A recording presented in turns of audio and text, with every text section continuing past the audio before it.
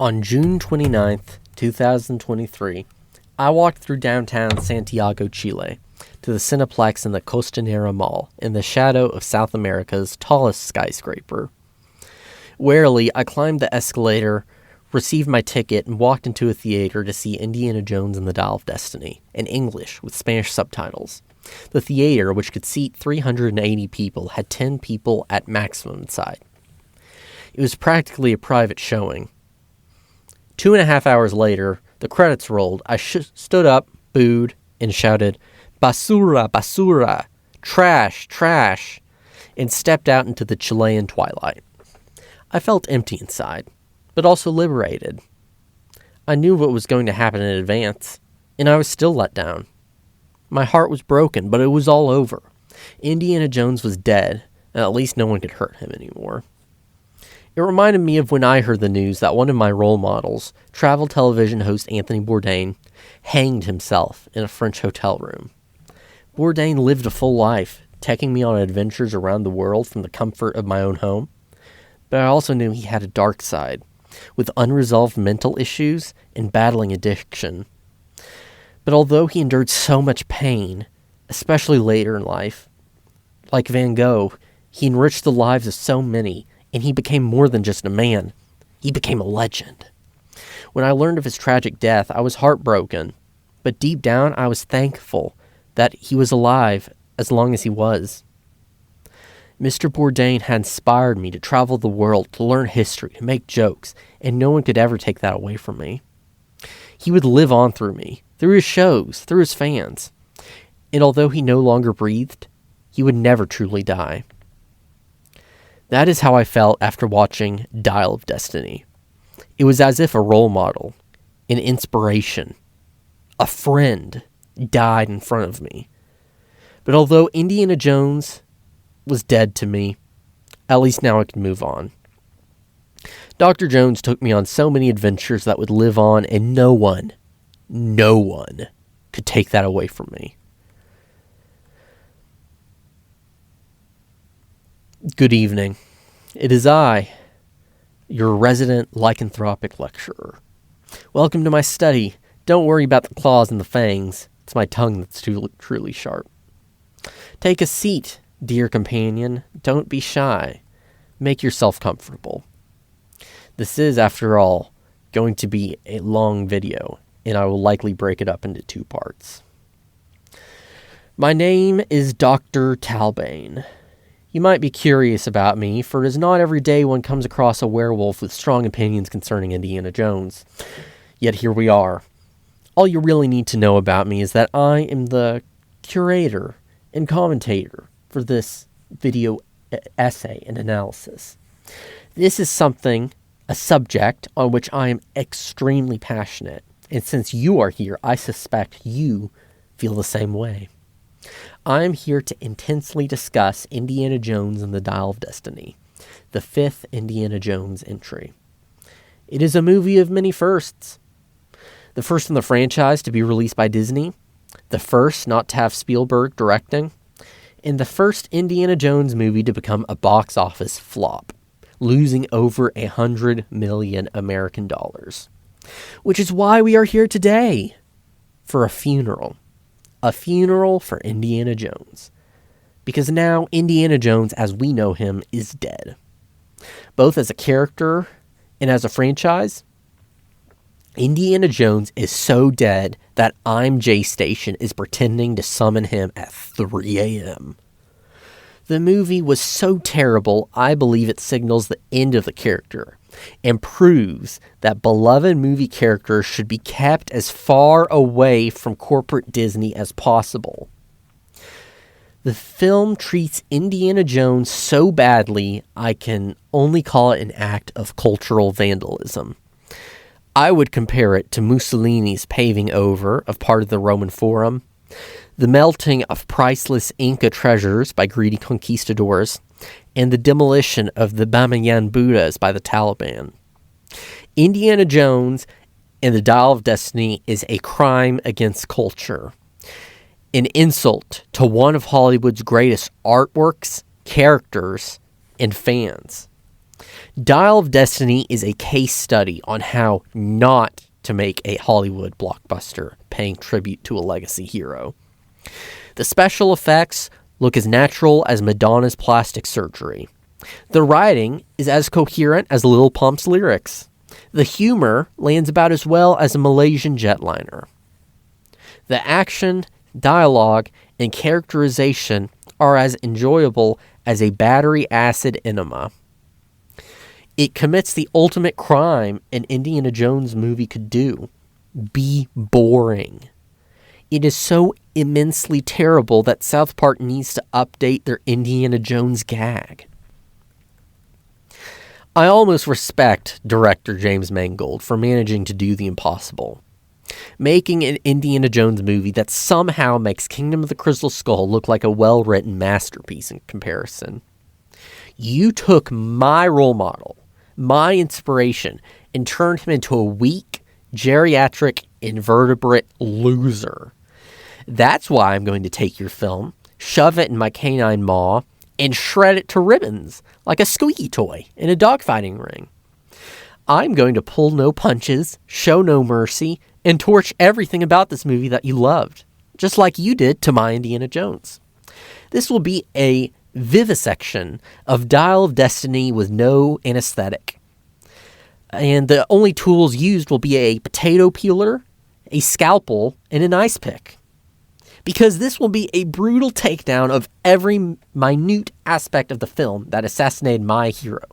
I finally know how Luke Skywalker fans feel. Do you think I want to do this to Indiana Jones? Why would I want an Indiana Jones movie to be bad? I love him with all my heart, and he deconstructed him and gave him the Jake Skywalker treatment. This is hard, and this is going to hurt. A lot for you. And for me too, a little bit. But to quote the Joker, sometimes you gotta be cruel to be kind. That is why I've meticulously analyzed, researched, wrote, and recorded this comprehensive review with excruciating attention to detail. One which will likely be cut in half. And maybe tied together later. This review is designed to be the ultimate demolition of this awful movie, digging through the lies, the false advertising, the misdirection, the flashy cuts, and the mist of nostalgia. This is the ultimate Dial of Destiny diss track, the hit 'em up directed towards this dreck that goes where no other review has. And make no mistake, this is a labor of love. Because as a lifelong Indiana Jones fan, I have an unparalleled insight into every aspect of this movie that went wrong, and I will drag you kicking and screaming through it over shards of broken glass. There is no one more qualified, so let me be your tour guide into the world of Dial of Destiny, where and how everything went wrong, why this is a disgrace to the legacy of Indiana Jones, and perhaps propose changes and alternatives that could have salvaged it. Allow me to be the Phil Sheldon of this movie, a dreary investigator leading you through the ruins of what was once Hollywood's greatest action-adventure story, wondering where it all went wrong. Before we begin, I have several disclaimers. Number 1, I pride myself on professionalism, and I personally oppose the use of curse words due to vulgarity. However, I will be quoting other people who possess a more colorful vocabulary in using their footage, so be warned. Number 2, do not attack anyone I mention or cite in this video. I do not condone or encourage any harassment or abuse against those who I express frustration towards. Number 3, all thoughts and writings are my own. I do not own any outside material. This video is made for educational and entertainment purposes, and I do not aim to monetize it. Number 4, I aim to be as thorough as possible.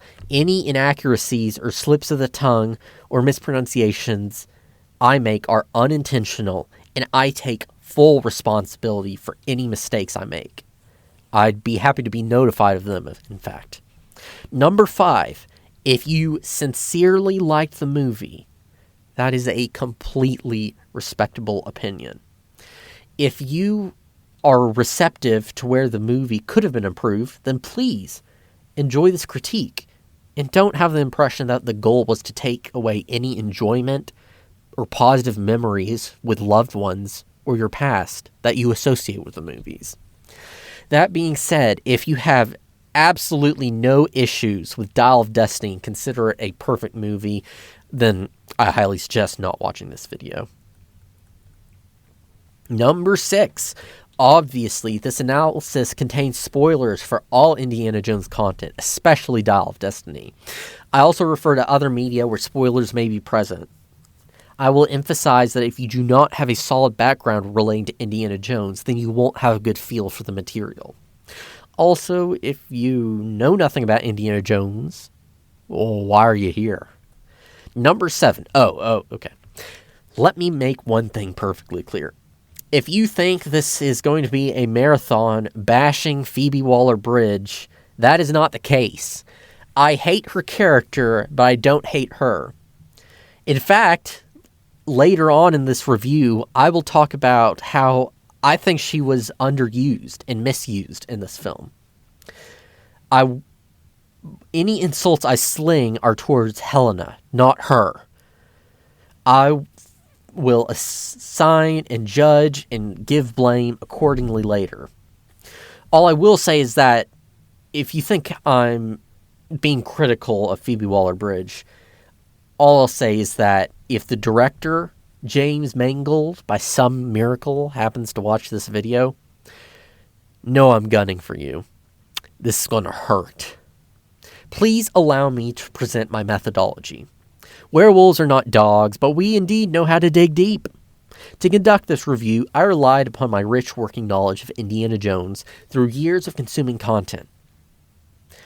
Or should I say art, because Indiana Jones is art. Not just the films, but the books and the rides and the show in the bar, too. Yeah, there's an Indiana Jones themed bar. It's awesome. Look it up. I watched Dial of Destiny twice. Yeah, by now, probably a dozen times, unfortunately, as well as the hour-long behind-the-scenes shorts.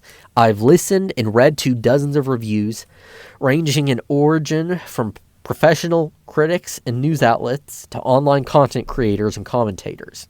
I drew upon cast and crew interviews, behind-the-scenes and red carpet footage, articles from professional and fan-run outlets.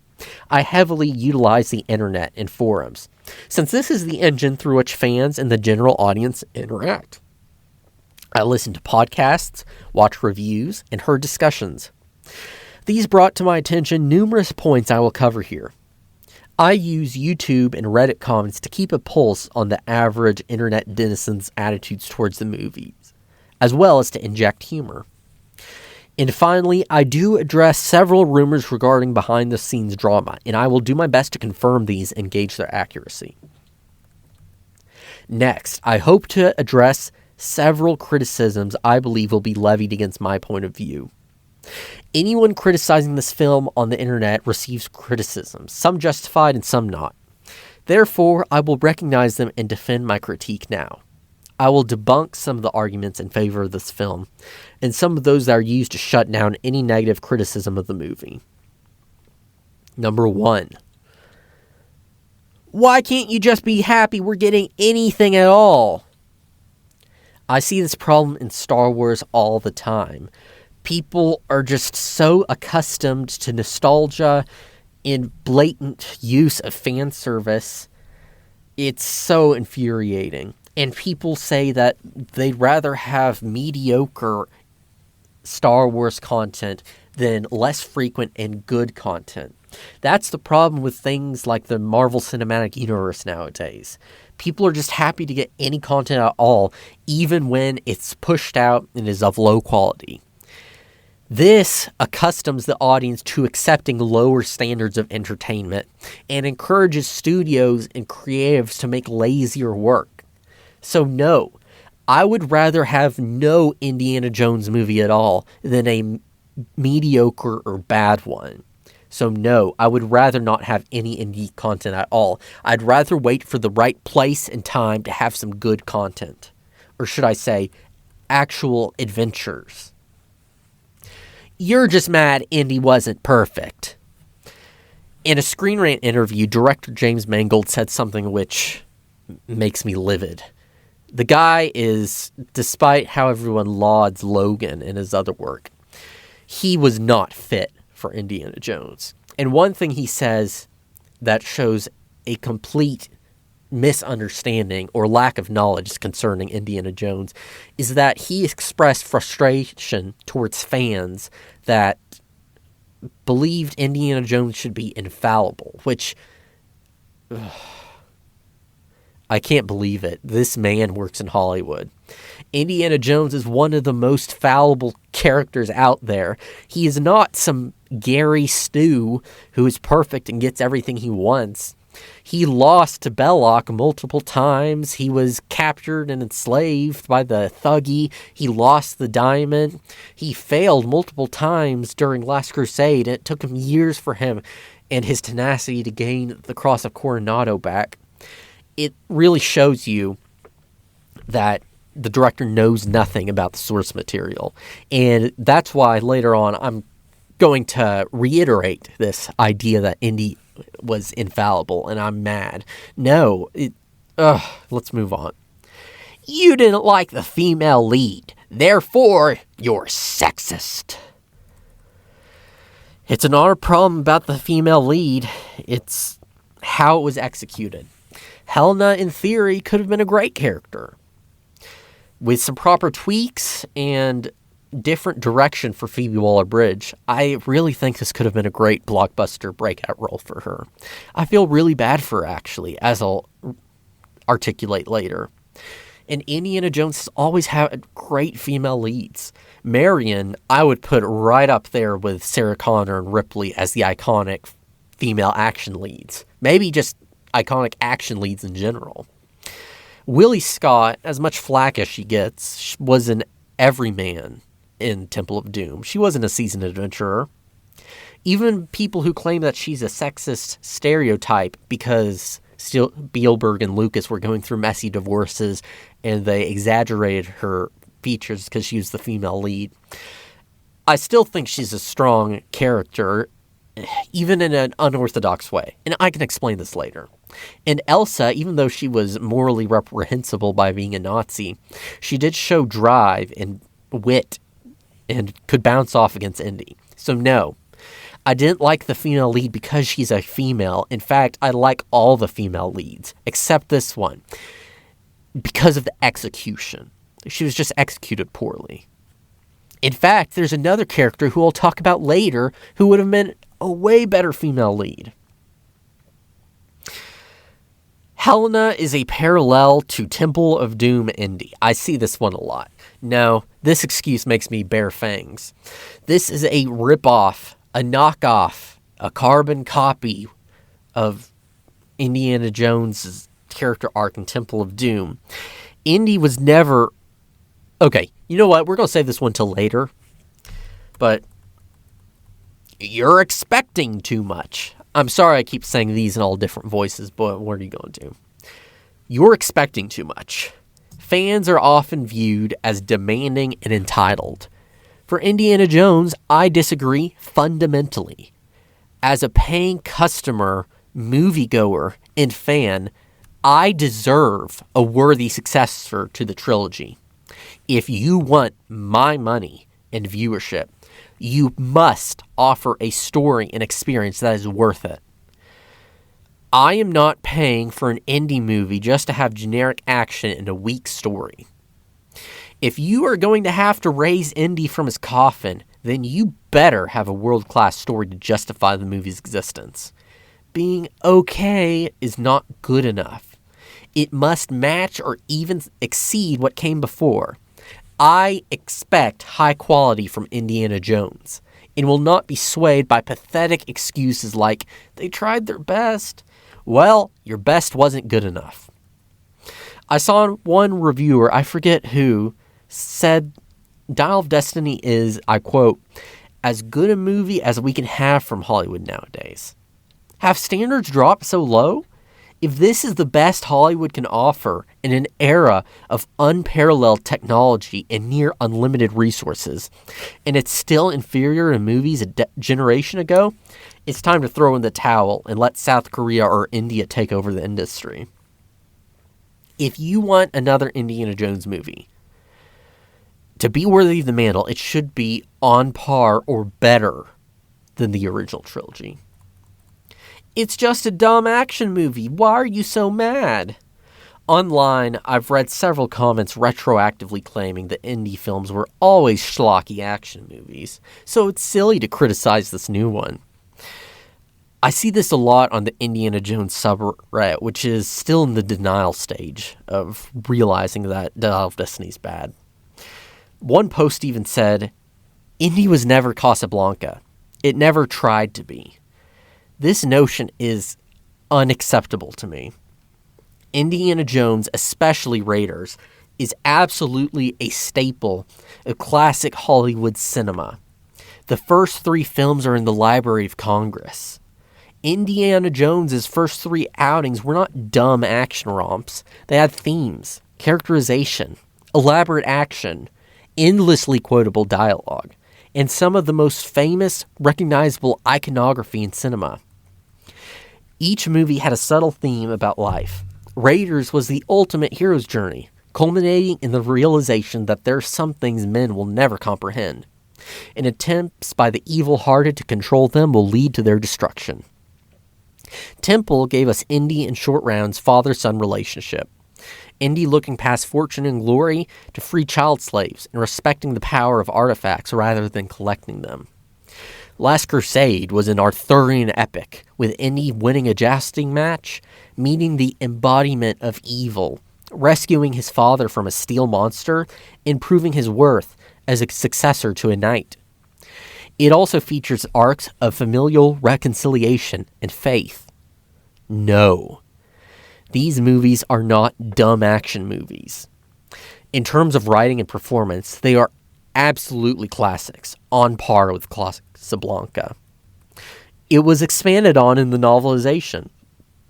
Some of my criticisms of characterization and plot holes might, in the future, be retroactively answered by a novelization or supplementary content. That is all well and good, but the movie should stand on its own and function independently. The novelization may just serve as an excuse for all the plot holes and lazy writing choices. This would not be the first time Lucasfilm did this. After the release of Rise of Skywalker, the Star Wars Twitter account announced how the Exegol fleet was crewed in a "did you know" format, which is never explained in the film. And Elijah Wood, of all people, called them out on this. You're just nitpicking. I want to address this one, because much of my analysis covers minutiae, including continuity errors, lore inaccuracies, historical inaccuracies, plot holes, forgotten and cut storylines, character inconsistencies, and minor details. To someone who doesn't focus on movies, screenwriting, or especially Indiana Jones, these seem irrelevant. A movie is a lot like a boat, and plot holes and inaccuracies are like springing leaks. One small leak will not sink a ship. However, over time, these errors begin to add up, compounding as more and more cracks appear in the ship, until eventually the movie collapses under its own weight and the ship sinks. To be fair, there were inaccuracies in the original films, but they were rare and often cosmetic. Examples of these include Nazis using MP-40 submachine guns in 1936, Thailand appearing on a map in 1936 despite being known as Siam until 1939, and riding on an airship in 1938, although Zeppelin travel fell out of favor after the Hindenburg disaster a year prior. And there are plot holes. However, they are so few and far between that those that do exist have been argued for years. Some of these are Indy riding the U-boat several hundred miles, how Indy doesn't believe in magic and raiders despite prior events like Temple of Doom, etc. But those in Dial of Destiny are so numerous, absurd, and severe that they are impossible to ignore. Why do you care so much about a fictional character? This is an argument I see creators make. one that is upsetting. A prominent example is Neil Druckmann, the writer and director of The Last of Us 2, responding to criticism of his killing off of a fan-favorite character by writing it off with the following Twitter message. I find this incredibly insulting, especially to the fans who connected with this character in the first place. If anyone, the people in charge of this character should love them the most. And just because it's a fictional character, it doesn't mean he can't have an impact on lives. Just because Indiana Jones is fictional doesn't stop many archaeologists from citing him as their inspiration, even though he's hardly a textbook example of the field. Indiana Jones has inspired me, just like Lara Croft, just like Tintin, just like James Bond. All these characters have changed my life, even though they're not real, and they've inspired me to do things like study archery or learn Arabic. Just because they are fictional doesn't mean they can't impact our lives. And out of all places, I think a South Park clip explains this the best. Mistaken, you're the one who bet that leprechauns weren't real. So why do you care what happens? Because because I think they are real. It's all real. Think about it. Haven't Luke Skywalker and Santa Claus affected your lives more than most real people in this room? I mean, whether Jesus is real or not, he's had a bigger impact on the world than any of us have. And the same can be said for Bugs Bunny and Superman and Harry Potter. They've changed my life. Changed the way I act on the earth. Doesn't that make them kind of real? They might be imaginary, but they're more important than most of us here. And they're all gonna be around long after we're dead.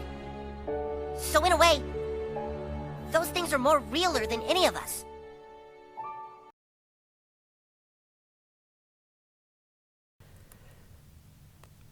This is the last movie, just enjoy it. Another defense for this film is that since it is the last time we see Harrison Ford as Indiana Jones, we should withhold all criticism and just enjoy it regardless of quality. To illustrate this sentiment and its logical counter-argument, I will narrate this Reddit post in reply. Enjoy the movie and create new moments to remember. This is quite literally the last IJ movie with Harrison Ford. The response? Is that an order or what? So, by virtue of it being the last, it has to be amazing, right? Everyone has to enjoy it because it's the last, regardless of whether they actually like it or not. Because if they don't, there has to be something fundamentally wrong with them as people, right? Because how dare they?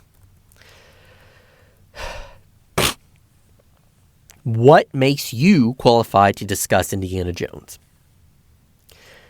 This concerns my credentials as a fan. I believe answering this question relates to several potential ones, including any accusations of being a fake fan, also known as a tourist, with only a superficial knowledge of the content about which I'm arguing. I also want to show how I have a unique view that other reviewers do not have. Finally, I want to counter the idea that if you were a real Indiana Jones fan, you would love this movie. Therefore, I will explain my background knowledge and status as a fan of Indiana Jones. Back when the wild wolf you see today was little more than a pup, the first movie I ever remember seeing in theaters was Kingdom of the Crystal Skull.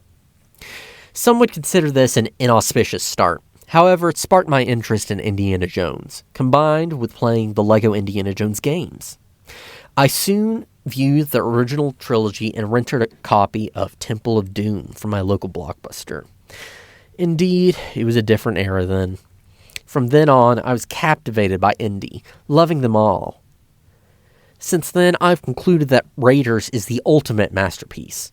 However, Temple is my favorite due to its action, and Crusade is the best written.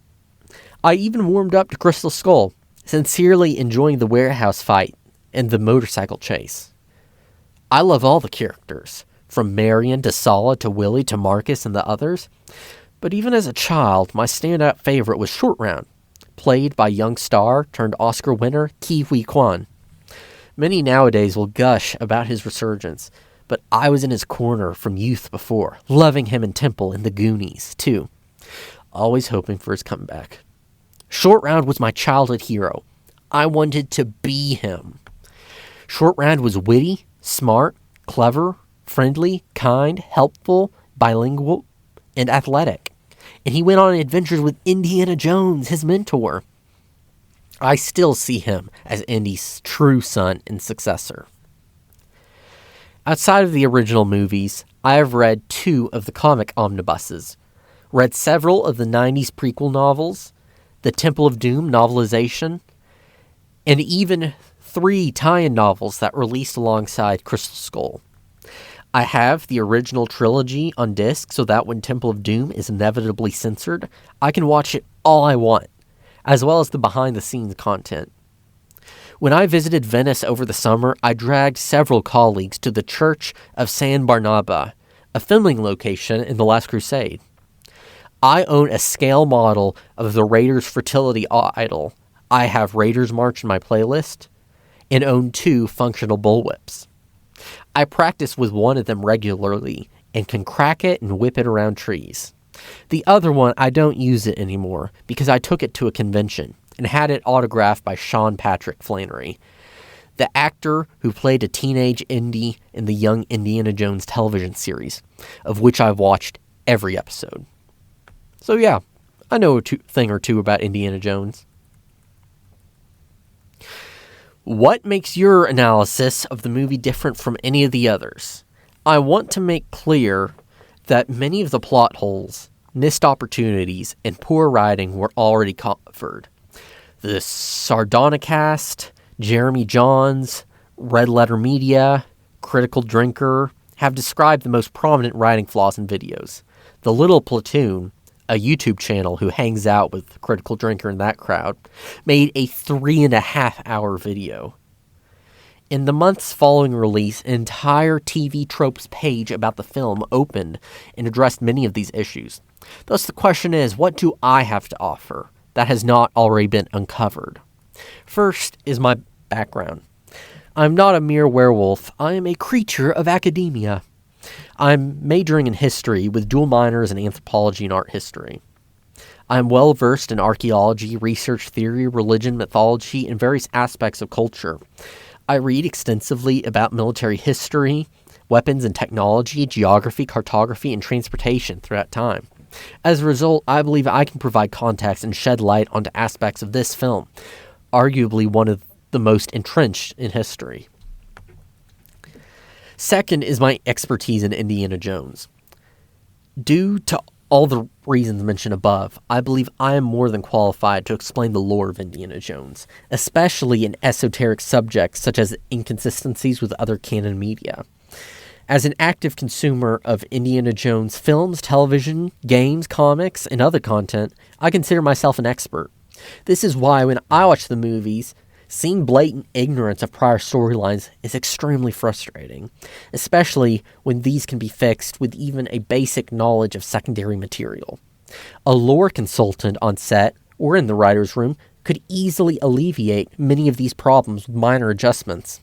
Therefore, as someone with extensive experience with Indiana Jones, including more obscure and lesser-known details, I can provide insight that most others could overlook.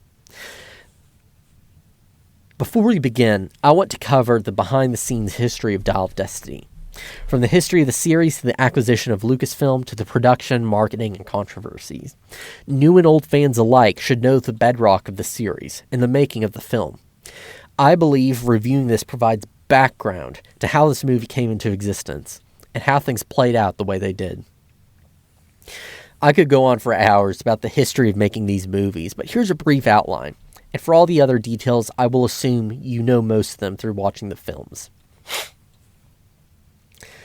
Indiana Jones was created by Steven Spielberg and George Lucas, portrayed by Harrison Ford in 1981's Raiders of the Lost Ark, as an American equivalent of James Bond, inspired by pulp action adventure serials. Instantly iconic for his satchel, fedora, leather jacket, and signature bullwhip, Indiana Jones reappeared in 2 beloved sequels, Temple of Doom and The Last Crusade, in 84 and 89, respectively. While George Lucas worked on the Star Wars prequels, he produced and released an Emmy-winning television series as well as tie-in novels, merchandise, theme park rides, comics, and video games. In 2008, the initially hated Kingdom of the Crystal Skull was released, and the brand went dormant.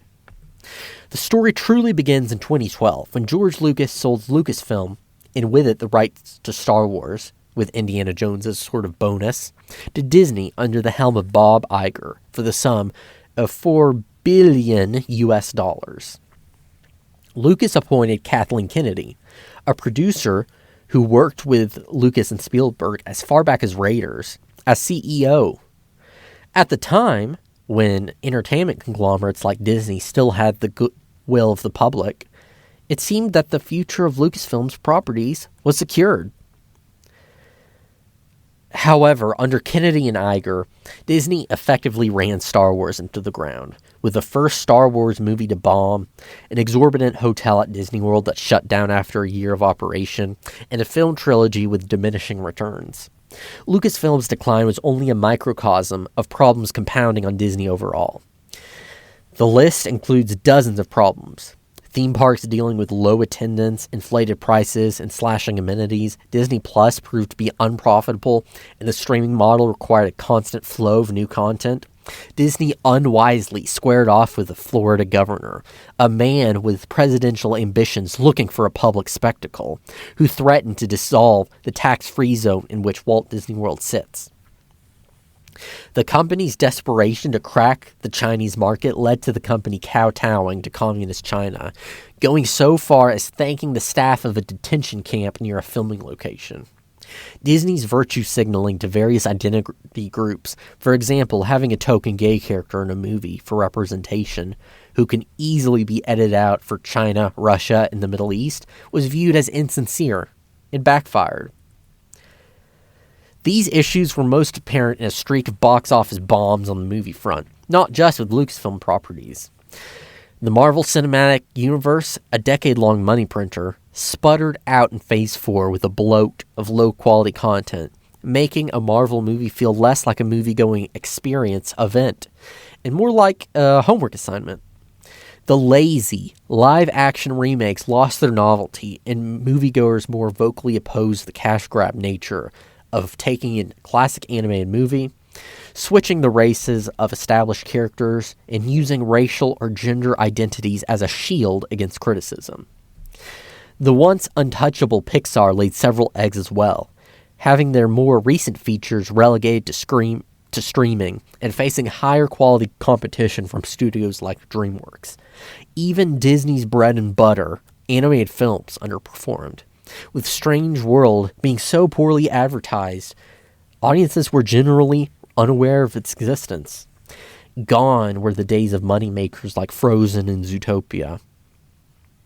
Rather than fixing these problems with better writing, restructuring, and hiring creators, Disney doubled down and threw everything at the proverbial wall to see what would stick. Quickly, they ran back to the well to do what they do best.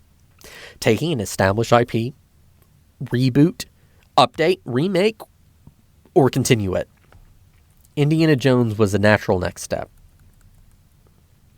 Since his last outing in 2008, there was discussion over bringing Harrison Ford back for one last appearance as the titular archaeologist. Despite Ford's interest and advancing age, the movie was trapped in development purgatory, with even Lucas and Spielberg dropping out of direct involvement. But Disney knew that they had a limited time to invest cash into this cow. We need to acknowledge the elephant in the room.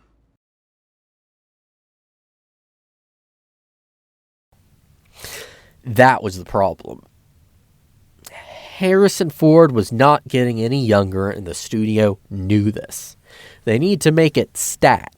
Spielberg was due to direct until the pandemic, so they needed a director replacement.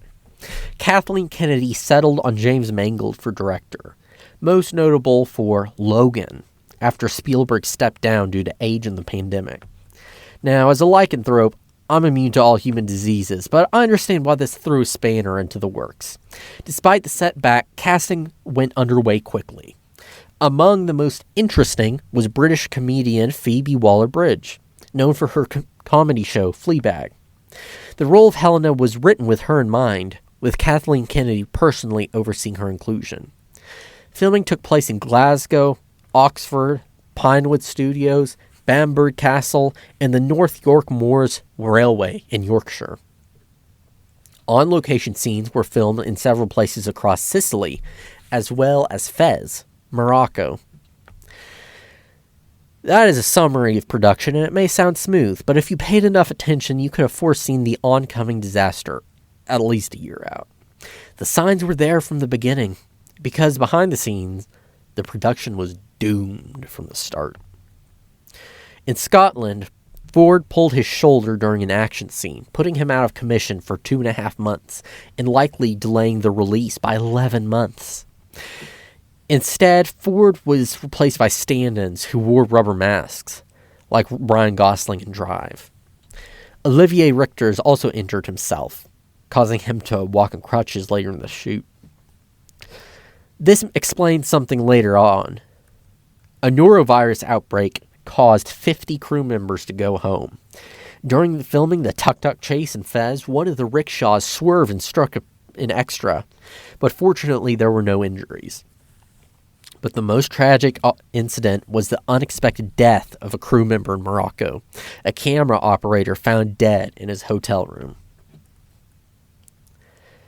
None of these things could be helped, of course. They were all accidents. But all these setbacks doubtlessly inflated the movie's budget, which swelled to the astronomical $300 million, one of the biggest in film history. And that's only what they're willing to admit to investors. But true problems appeared through marketing. Once the first trailer released, many of the YouTube comments were negative, predicting that Indy would be sidelined in his own film and replaced by the female lead, Helena. All throughout winter and spring of 2023, teasers and Lucasfilm material were swarmed with comments. They ranged from apathy, hesitation, to mockery, to being offensive and facetious. I will now read a small selection of YouTube comments from various promotional videos and news articles throughout the spring.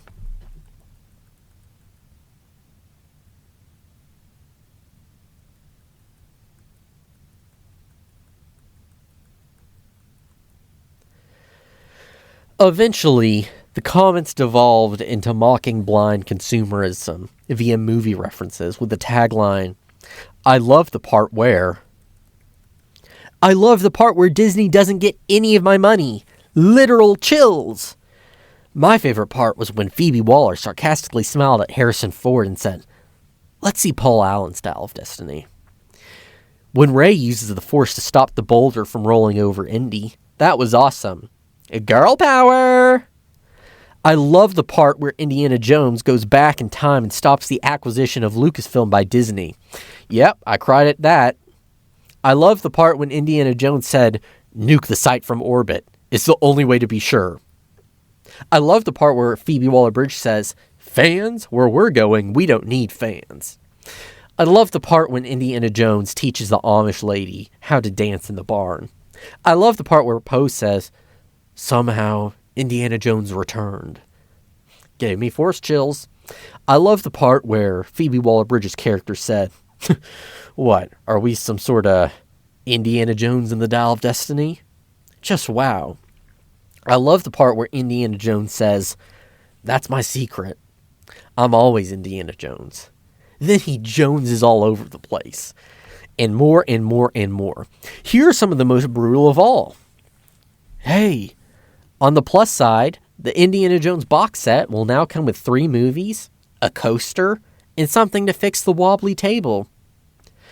How can Disney ruin my childhood memories this time? Once this releases, people will start praising Crystal Skull, saying how underrated it was. You are so right. Wow, seeing this trailer makes me think I can't wait for Mission Impossible Dead Reckoning. Kathleen Kennedy will do everything in her power to destroy the franchises we grew up with. I love the part where Indiana Jones picked up a pair of Phoebe's worn underwear and said, these belong in a museum. Iconic. Commentators especially took umbrage with a line of dialogue in the trailer where Phoebe Waller-Bridge's character equates stealing with capitalism. This provoked the following comments. As time ticked closer to the release, Lucasfilm's YouTube channel released promotional videos, including a behind-the-scenes look, a set of new Indiana Jones toys, and even Harrison Ford shushing you to avoid leaking spoilers. Hey, don't read that comment. But in May came the moment of truth. You see, Disney decided to premiere Dial of Destiny at the Cannes Film Festival, a month before its theatrical release, prompting them to raise the review embargo. This was a decisive mistake, because after the credits rolled, the authorities on the Riviera released mixed reviews for the film, and negative ones effectively poisoned the well. It had a month to fester. Perhaps Disney assumed the media and critics that sucked up for The Last Jedi would defend them to ensure invitations to more premieres and after parties. They were incorrect. The reviews revealed and confirmed numerous worrying details that confirmed fans' worst fears. That time travel is involved. Indy is divorcing Marion, and some even said Indy was sidelined in his own film.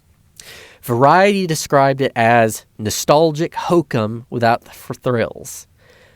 The BBC said the film had a gloomy and depressing final act. Author Nicholas Barber savaged the movie as more akin to a fanfiction or tie-in video game than a true Indiana Jones installment. Fans anxious that Helena would try to replace Indy were upset when Barber said, "I'm not sure how many fans will want to see Indiana Jones as a broken, helpless old man who cowers in the corner while his patronizing goddaughter takes the lead. But that's what we're given, and it's as bleak as it sounds." Barber also lambasted Mangold as a shadow of Spielberg, such as the New York sequence. You can imagine the hijinks that Spielberg might have cooked up. Some slapstick with Buzz Aldrin, perhaps, or a giant papier-mâché moon rolling down Fifth Avenue like the Boulder and Raiders of the Lost Ark. But Mangold and his team do so little with the parade that you wonder why they bothered staging it. Personally, what made my ears and tail droop was this. Considering that the screenplay is credited to 4 writers, couldn't they at least have thought of something cool for Indy to do with his whip?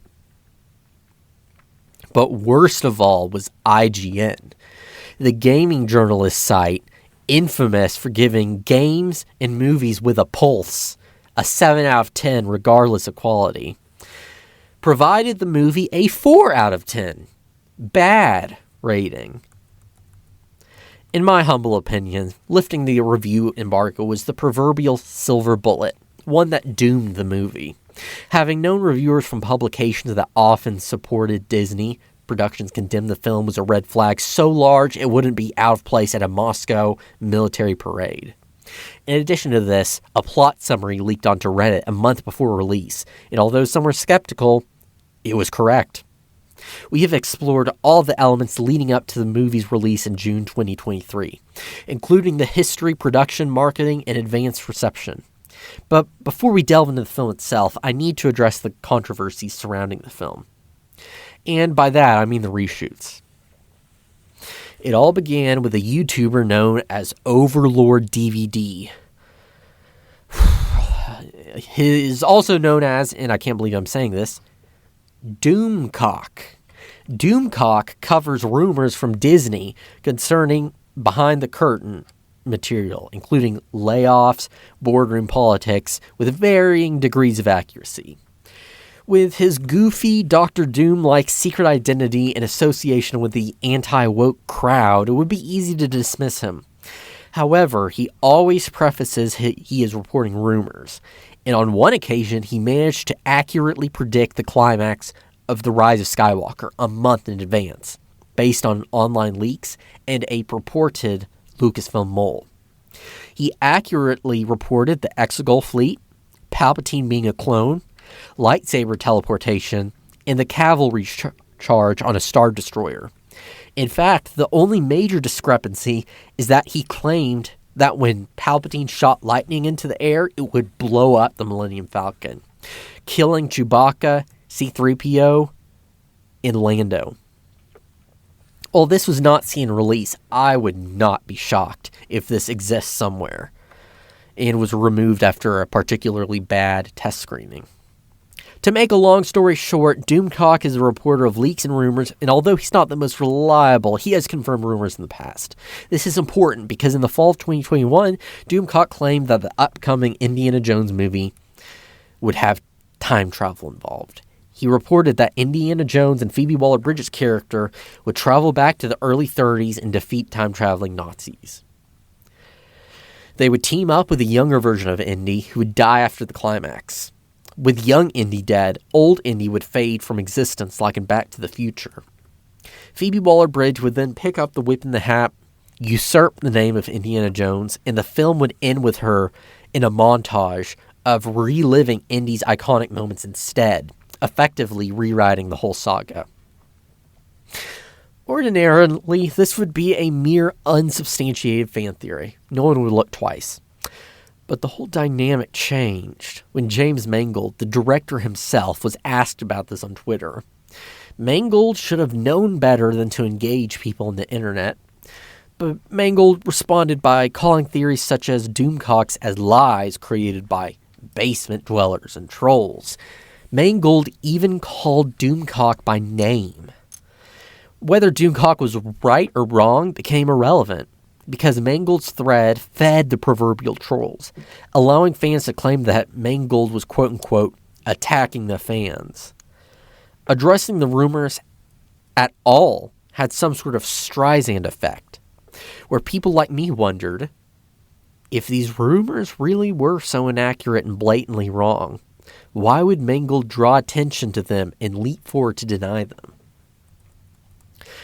Doomcock reported that, according to an uncredited source, the movie now had 5 or 6 endings, all of which garnered abysmal responses from focus testers. Supposedly the best version scored 35%. Even if Doomcock was lying, it's common with modern movies to be butchered on the editing floor by focus test-weary executives, and multiple endings would support the 11-month delay in the inflating budget. Mangold appeared on Twitter vehemently denying that there were any alternate endings, and that should have been the end of it. But then John Williams announced that he had returned to orchestrate a score for a new ending.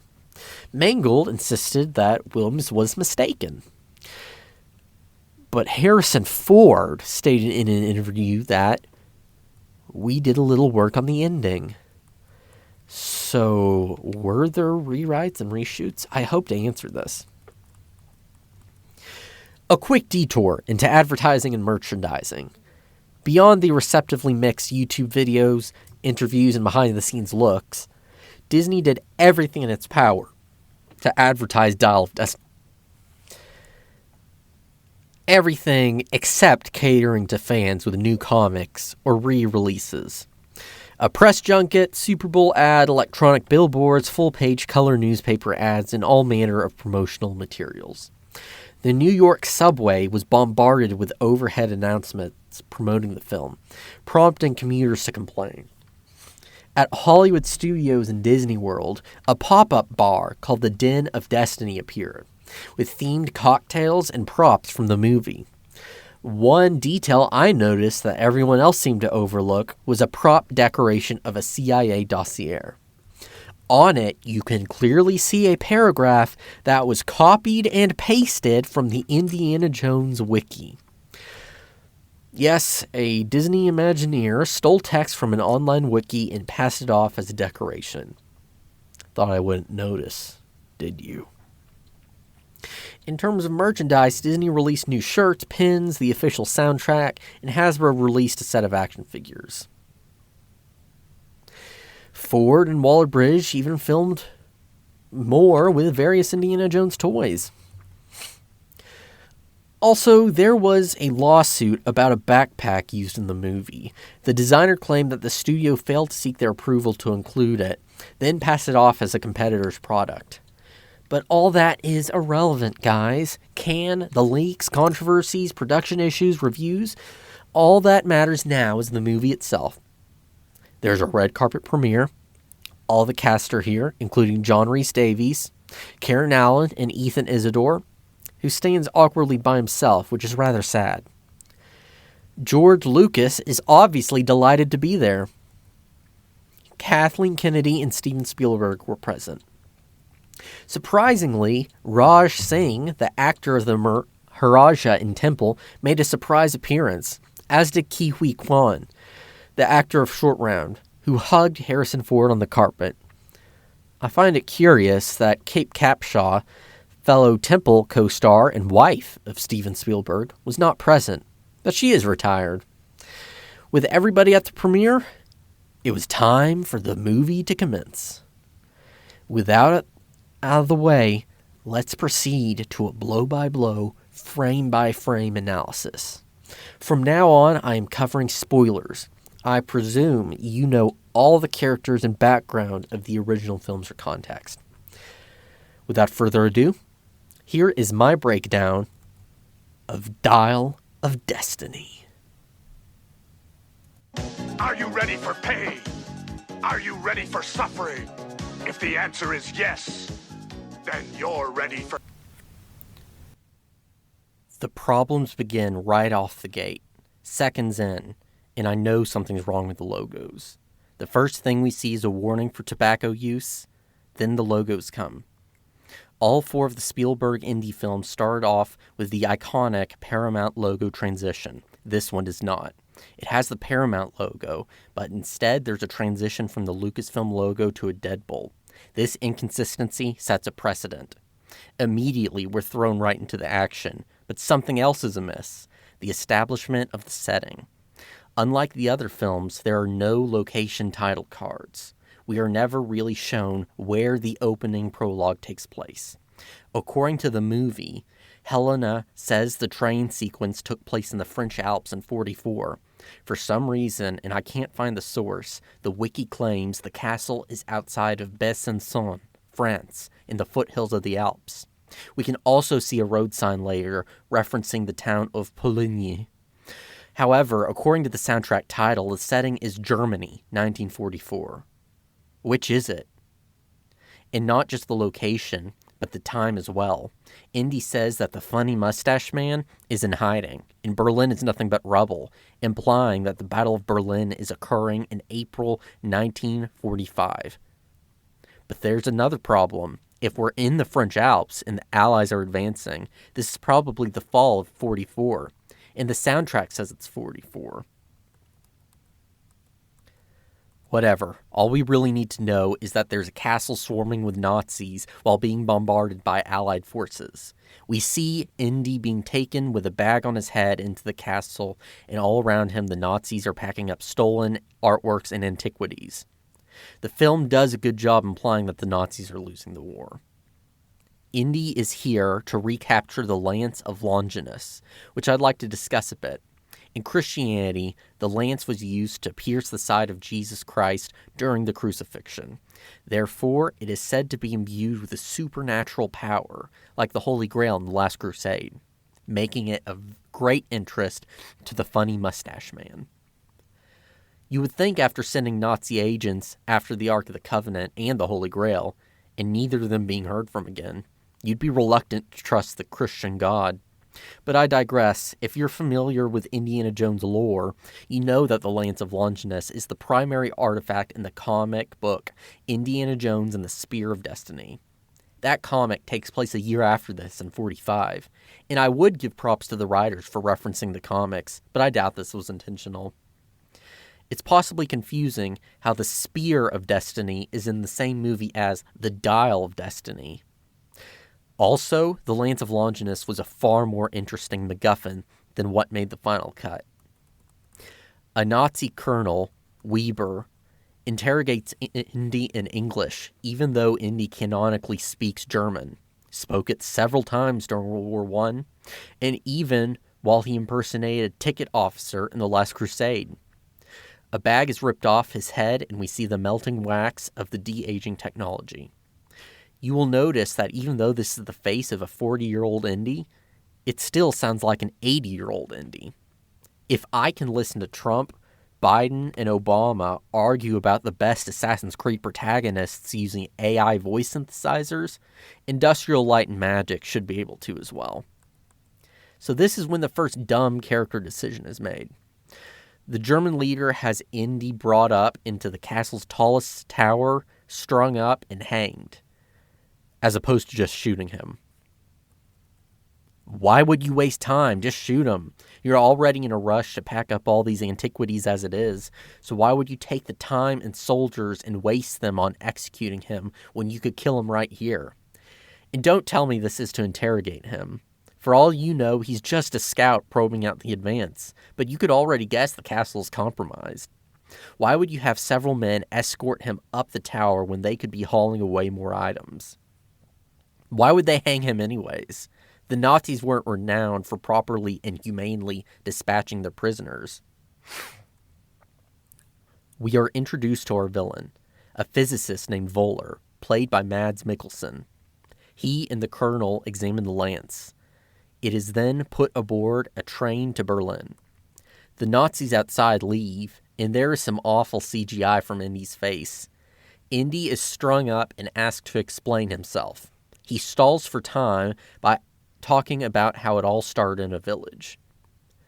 I was expecting him to begin retelling how it all started in a village in India. My plane went down in the Himalayas. But instead, he starts mocking the Nazis. This angers one of them, who kicks the chair to hang Indy. Fortunately, Indy's neck doesn't snap on impact, and right at that moment, an extremely fortuitous event occurs.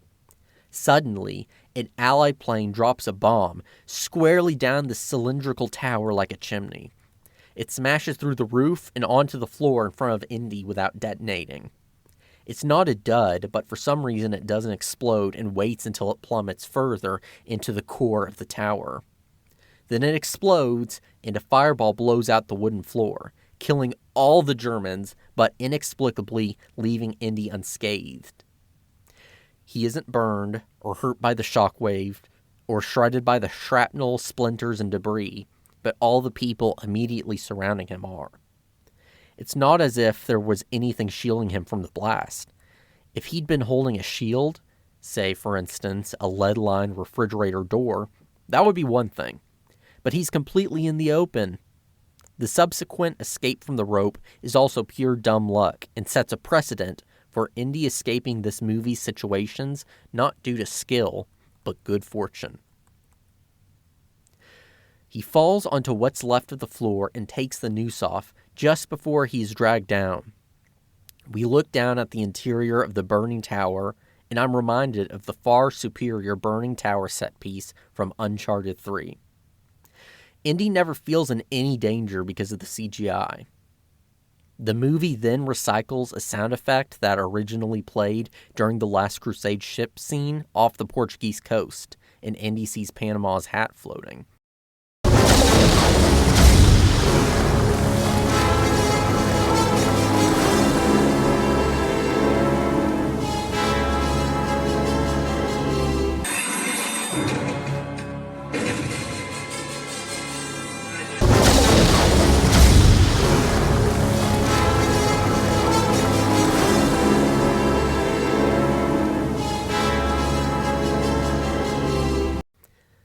Get used to it, because almost all the musical cues in this film are regurgitated from the original trilogy. Meanwhile, we're introduced to Toby Jones, playing Basil Shaw, a nerdy British university type, obviously serving as a knockoff stand-in for Marcus Brody and or Indy's father. He's an intellectual unused to Indy's adventures and is bewildered by the danger. He is spotted and apprehended by the colonel and brought into the train. Why would the colonel immediately execute Indy and keep Basil alive for questioning? Is he stupid? On a positive note, Toby Jones does a great job as a heretofore unmentioned Indy sidekick, and it makes me wish he'd been present during the rest of the movie. This also makes me wonder where Mac is, since he was basically Indy's closest friend during the war. As the train leaves, we see a de-aged Mads Mikkelsen speaking with the colonel on a matter of great importance. Mikkelsen is a Nazi physicist, Jürgen Voller, but for some unexplained reason, he realizes that the Lance of Longinus is a forgery. I don't know how he does this, seeing as he's a physicist and not an art historian or archaeologist. I think there's a lingering shot in the engraving, but I can't tell. Voller says there's a much more valuable item on the train, the Antikythera dial, which excites Toby Jones, who's tied up in the corner. Indy descends the tower. I don't know how, I'd assume the stairs were blown, and knocks out a Nazi chauffeur. He dumps the body onto the ground and gets in, but the other Nazis enter the back. They apparently miss the unconscious body on the ground next to them. Are they stupid? Don't give me the chaos and fog of war excuse, because the soldiers behind Indy seem calm and collected as they get in the car. They drive away from the castle, and you can clearly see Tudor architecture identifying the filming location is in England and not France. Indy realizes he needs to board the train to get the lance. He leaps out from the car onto a motorcycle sidecar and switches places with the driver, veering it off into a field. The film shamelessly recycles the On the Tank track from The Last Crusade. So much so that I played the track on my phone and mashed it to the movie, and they synchronized perfectly. If I could see it, I would say this is a cool sequence, but it's dark, the camera keeps cutting, and it never stays still. If these were the original Spielberg movies, they would have kept the camera on the vehicles, and I could see everything happening. A Spielberg movie also wouldn't set it at night so we could see the action. The strange thing is, this whole sequence was done practically, but it feels like a video game. The Nazi in the sidecar takes the mounted sidecar gun, I believe it's an MG42, and tries using it against Indy, but Indy grabs it by the barrel barehanded and forces it away from him. This took me right out of the scene. You have any idea how hot the barrel of a fully automatic machine gun gets? Indy is getting burned. But anyways, Indy gets onto the train. There's the movie's only Wilhelm scream, and there's noticeably bad CGI when he runs atop the train. Indy grabs a hold of the Lance of Longinus, but his disguise as a Nazi officer is blown because he's a first-time Hitman player. He loses his silent assassin rating. The Nazis don't notice the gunshot entry wound on his uniform when facing them, but for some reason they see the exit wound when Indy turns around. Meanwhile, the colonel asks Basil about the Lance's power, and Basil says it has no power. This makes no sense because he and Indy, close films as the film has us believe, and Indy drank from the Holy Grail. It healed his father. You know, the Holy Grail, which was given supernatural power due to its association with Christ. Would Indy not realize an association with Christ would give it powers like it did the Grail? Is he stupid? He locks himself in a boxcar, examines the lance, and realizes it's a fake. The Nazis try to break in, and none of them think to use their MP40s to shoot through the door. Jones realizes all the other artifacts are real, establishing this as a variant of the Nazi gold train myth. An alarm is pulled in the back car, which alerts the front car, but not the dining car in the middle. Indy makes his way into a dining car where dozens of Nazis are singing, eating, and celebrating. I don't know why they're celebrating, because it's clear that they're losing the war, and Allied bombers are flying overhead. But Indy decides to perform some Agent 47-style social stealth and holds the Y button to blend in as a Nazi officer. It reminds me of the Carpathian Mountains level in Hitman 3, a far better train sequence. Also, now none of the Nazis notice the bullet hole in the uniform, even though others noticed it earlier. Indy stumbles upon Basil and unties him, spotting his gear on a table. He dons his costume, and there's a shot on the table where we see a continuity error. On the table is a photograph of Marion Ravenwood, which makes no sense because in the context of the timeline, Indy and Marion were due to be married sometime between the events of Raiders and Last Crusade, between 1936 and 38. Indy abandoned her a week before the wedding. By 1943, in the Army of the Dead book, he barely remembered when they last met. So why would he still have a photo of her as a keepsake? Indy and Basil move into the next room and meet Voller. Indy punches him out and takes the anti-Cathera device.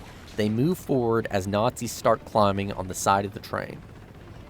Some of the crates Indy passes are labeled ERR, which is what a real organization the Nazis used to plunder Jewish artworks and antiquities. I guess the set designers paid more attention to history than the writers. In front of Indy and Basil is a flat car with an anti-aircraft turret firing upon the bombers, presumably RAF, above, which is struck and accidentally begins firing down the length of the train as it curves down a bend. How convenient that the turret swivels in just the right direction to shoot the Nazis on the train. What I was hoping would happen was something like Uncharted 2, when Nathan Drake hijacks the tank on the train and uses it against the mercenary helicopter. What would have been much better, and much less dependent on luck and happenstance, would be the following. Indy yanks the Nazi gunner off the flat car, commandeers the turret, and turns it against the Nazis as they try to approach them. It would do an excellent job of giving Jones more agency, as well as a cool spectacle, much like when Rambo uses a 50 cal minigun against the Burmese. Speaking of, the YouTuber Rambo Raf for Life made a good point. Why not have Indy wrap his whip around the barrel and pull it to aim the cannon towards the Nazis? That would be a cool use of his whip, but we'll cover the whip later, believe me. Also, those priceless antiquities at the back of the train were likely decimated by the gun as well. Nevertheless, Indy and Basil make their way atop the rail car and were treated to a fight scene with Colonel Weber. Weber is wielding the fake Lance of Longinus menacingly, intent on killing Indy and Basil. But why is he confronting them with a blade, when he is shown to have a Luger P08 pistol on his person? Why not lead with that and just shoot him? Is he stupid? This is because we need a climactic fight, naturally. Weber attacks Indy with a lance, and they fight in a way reminiscent of the opening scene of Skyfall. They pass through two tunnels. Indy is pressed against the roof of the tunnel, which would have ripped all of his skin off.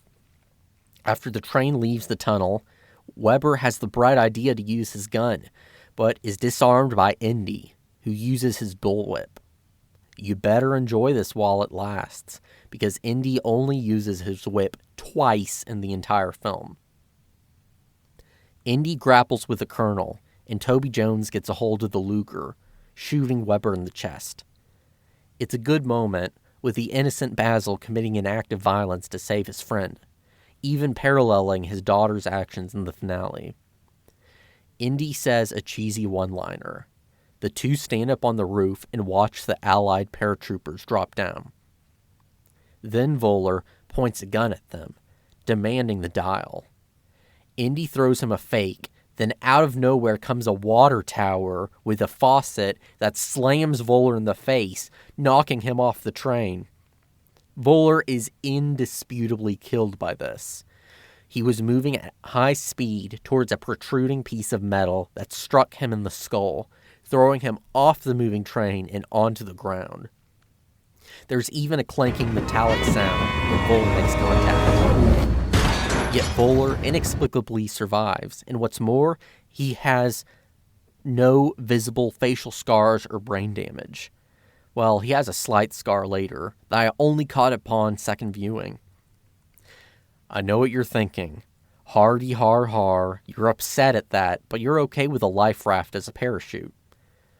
Well, this lovable lycanthrope has a friend who is a physicist, and while watching Temple of Doom, he believed the surface area of the raft could make survival plausible. If suspension of disbelief is arguable enough to where a physicist can mentally buy into it, then it is hardly as absurd as this. Apparently, one of the screenwriters made a desperate attempt to defend this because the water faucet folded back. But I call his bluff. Civilians have died on multiple recorded occasions by sticking out their heads through train windows. They were killed by oncoming tree branches around 65 miles per hour. Is this not comparable? Indy and Basil watch as an Allied plane drops the bomb on an upcoming railway viaduct. I don't know why the Allies would want to destroy the bridge, because they would be destroying a critical piece of infrastructure leading deeper into the continent. Just look at the Rhine River, where the Allies wanted to save as many bridges as possible to facilitate movement into Germany.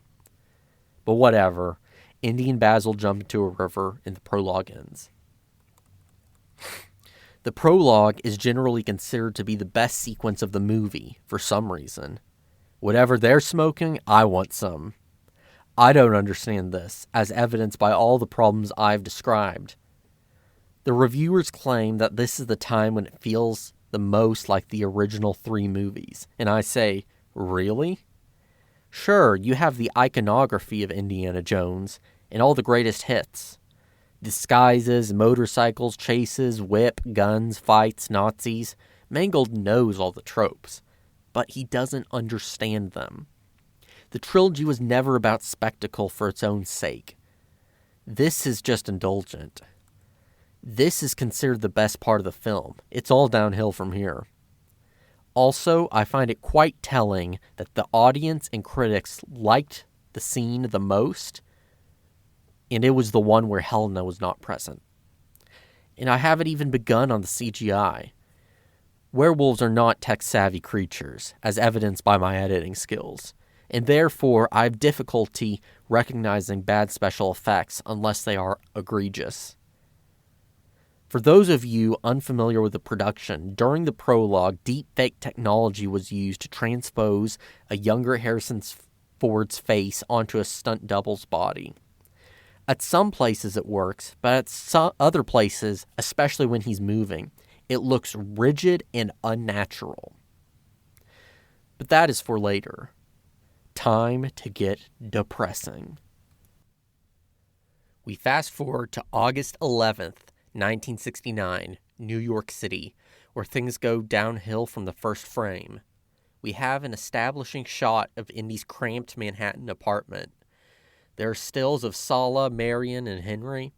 We see the Holy Grail painting from The Last Crusade and the painting from Henry Sr.'s house. A nice nod. There are numerous crates of Ballantine's whiskey, implying Indy's descent into alcoholism. Last of all is a folded American flag and a picture of Mutt. We are then introduced to Indiana Jones, and the once proud, admirable adventurer, my hero, has regressed into a sad, pathetic, lonely, divorced, demoted, geriatric, senile, washed-up, manic alcoholic. We'll talk about Indy's characterization later, but this shot is meant to establish what a loser our beloved hero has become. Indy is stirred by loud music, giving us an unnecessary shot of his shirtless body before he grabs a baseball bat and confronts his neighbor. Indy is now a cliched, crotchety old man in an era where nobody cares about him. How the mighty have fallen. Indy is wearing a Chicago Cubs shirt, and it appears to be inside out. Well, he knocks the bat on the neighbor's door. There's a decent attention to detail by having indentions in the wood, implying that this is a common occurrence, and Indy has knocked many times before. The door opens, blaring the Beatles' Magical Mystery Tour and showing hippies having a party. The neighbor brushes off Indy, and we get a classic portrayal of the arrogant young hippie advocating for peace and love while dismissing the older generation who fought a war for the next to have such freedoms. Indy returns to his shabby apartment on Eldridge Street, which is on the Lower East Side of Manhattan. You know, during Kingdom of the Crystal Skull, Indy resided in a 2-story mansion in suburban New England, which sported a large library and study. Why is he living in an apartment with lousy neighbors like this? David Bowie's Space Oddity plays lightly in the background, and it is so subtle that it makes you wonder how much they paid to license that song, only to use it for a few seconds. Is that where the $300 million budget went? We see Indy glancing at divorce papers, and it's revealed that he and Marion are separating. So now we have the third Indiana Jones movie in which he and Marion had a nasty breakup. He covers her fridge picture with a magnet featuring Matera, Italy, which doesn't appear to be an Easter egg. He then spikes his coffee, solidifying his status as an alcoholic, and heads to school at Hunter College. Here's another unexplained continuity error. Why on earth is Indy teaching in New York City? At the end of Crystal Skull in 1957, Indy was promoted to Associate Dean of Archaeology at Marshall College. Why would he be demoted and teaching at another, less prestigious university? This is yet another part of the established happy ending of Crystal Skull that is undermined. And by the way, their portrayal of Hunter College is not flattering at all, so if you're an alumni there, I don't know what to tell you. Indy is teaching class and is apparently his day before retirement. This is his final day. Why is Indy retiring in August? Was this a summer mini-mester? He mentions an upcoming test. Is he just dropping out at the beginning of the fall semester? Why is he retiring before finals? This is never explained. Anyways, we get another humiliation of Indy, showing that he's lost his touch as a professor. Even in Crystal Skull, when his students were no longer romantically interested in him, they were at least paying attention to his lectures. Now no one could care less about him. They're even sleeping during class. What a way to end your teaching career. The writers couldn't even give him that? Indy just so happens to be lecturing about Archimedes and the Antikythera device, which is mighty convenient seeing how it just so happens to relate to this adventure. I understand you need to add exposition, but this is too big of a coincidence. In Raiders, Indy wasn't talking about the Bible in class. He was talking about general archaeology. It is only when prompted about the Ark of the Covenant when he discusses it to explain to the clueless Army intelligence officers. Indy lectures about the siege of Syracuse and says how it occurred in 213 BC. This is wrong, by the way. A simple search on Encyclopedia Britannica says it began in 214 BC. Indy even says the correct date later. He mentions Archimedes and his inventions that withheld the siege. We're introduced to Helena as an adult, and she is the only person in the room engaging with Indy. One of Indy's students looks back at her, and she widens her eyes to startle him, which is, frankly, charming and a good use of Phoebe Waller-Bridge's physical humor. I will say out of the gate that I think Helena is a terrible character, but I will admit that her nerdy, bubbly archaeology student persona is by far the most enjoyable part of Phoebe Waller-Bridge's performance. She's smiling, admiring, and participating. This is all revealed to be a fake, but when she's pretending to be interested, she genuinely seems respectful of Indy, while still being knowledgeable and intelligent. I wish this had been her true personality, and not just a mask. The theme of this scene is how Indy isn't relevant in a world that has moved on, because Indiana Jones is old and antiquated now that there are astronauts. If this sounds suspiciously like why Woody's show was canceled in Toy Story 2, it's probably just you. Indy is given a token retirement party where it's stated that he worked at Hunter College for over a decade, meaning he took up the post here at the latest in 1959. This once again makes me wonder why he left his far better position at Marshall. And don't tell me that Indy took a quieter position to mourn his loss, because the U.S. only became involved in Vietnam in 1965. Why the unprompted downgrade? Meanwhile, we are introduced to Voller, or should I say reintroduced, at a cushion Manhattan hotel. A room service waiter appears, moving past Kleber, who is reading a Berlitz German language guide. This is a decent bit of foreshadowing, implying Kleber's practicing blending in as part of Voller's plan. The waiter walks past the goon who is cleaning his gun in plain sight. We meet Voller, who has no brain trauma following being struck by a water tower faucet, and has only a small scar I didn't notice until my second viewing. He is now working for the Apollo program at NASA, having defected to the United States, presumably as part of Operation Paperclip. But this is never brought up.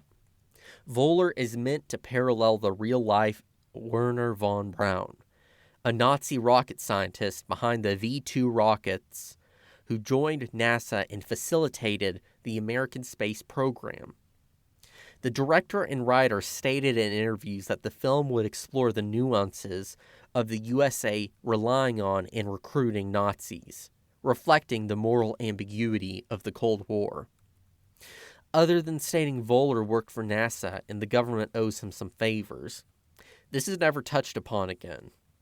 What he did as a physicist is unknown. Also, he has the slight discoloration on his forehead that I just mentioned, that I spotted upon the second viewing.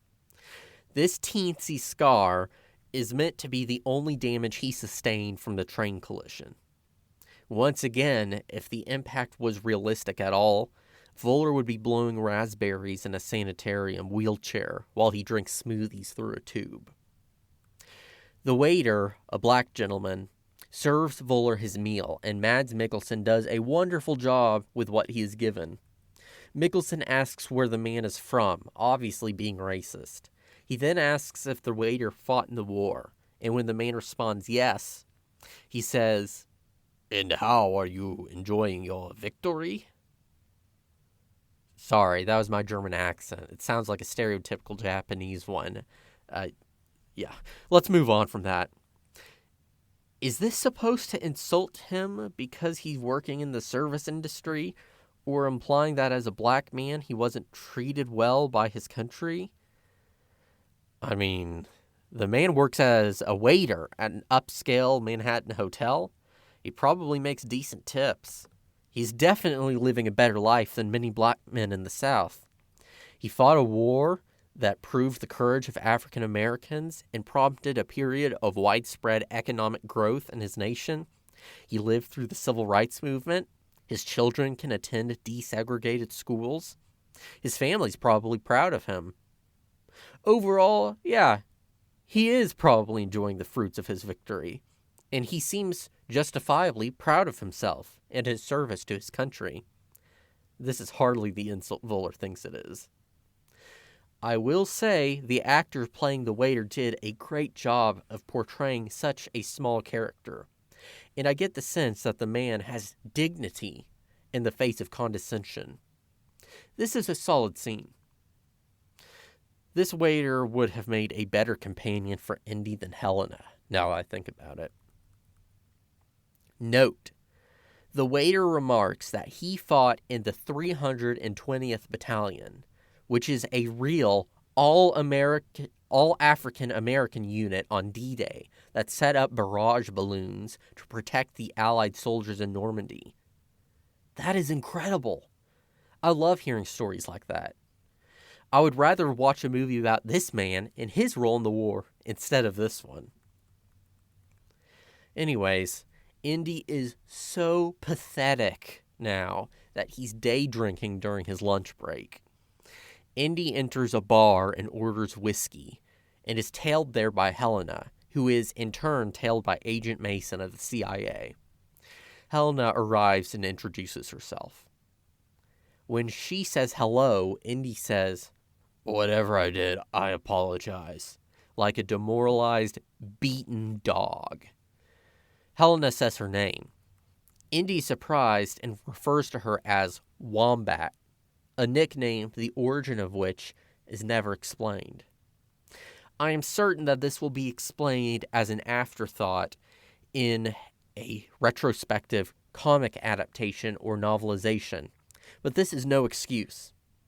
Also, the line in the trailer where Indy says, "One for the goddaughter," is omitted, so the casual viewer will not know Helena's relationship to Indy.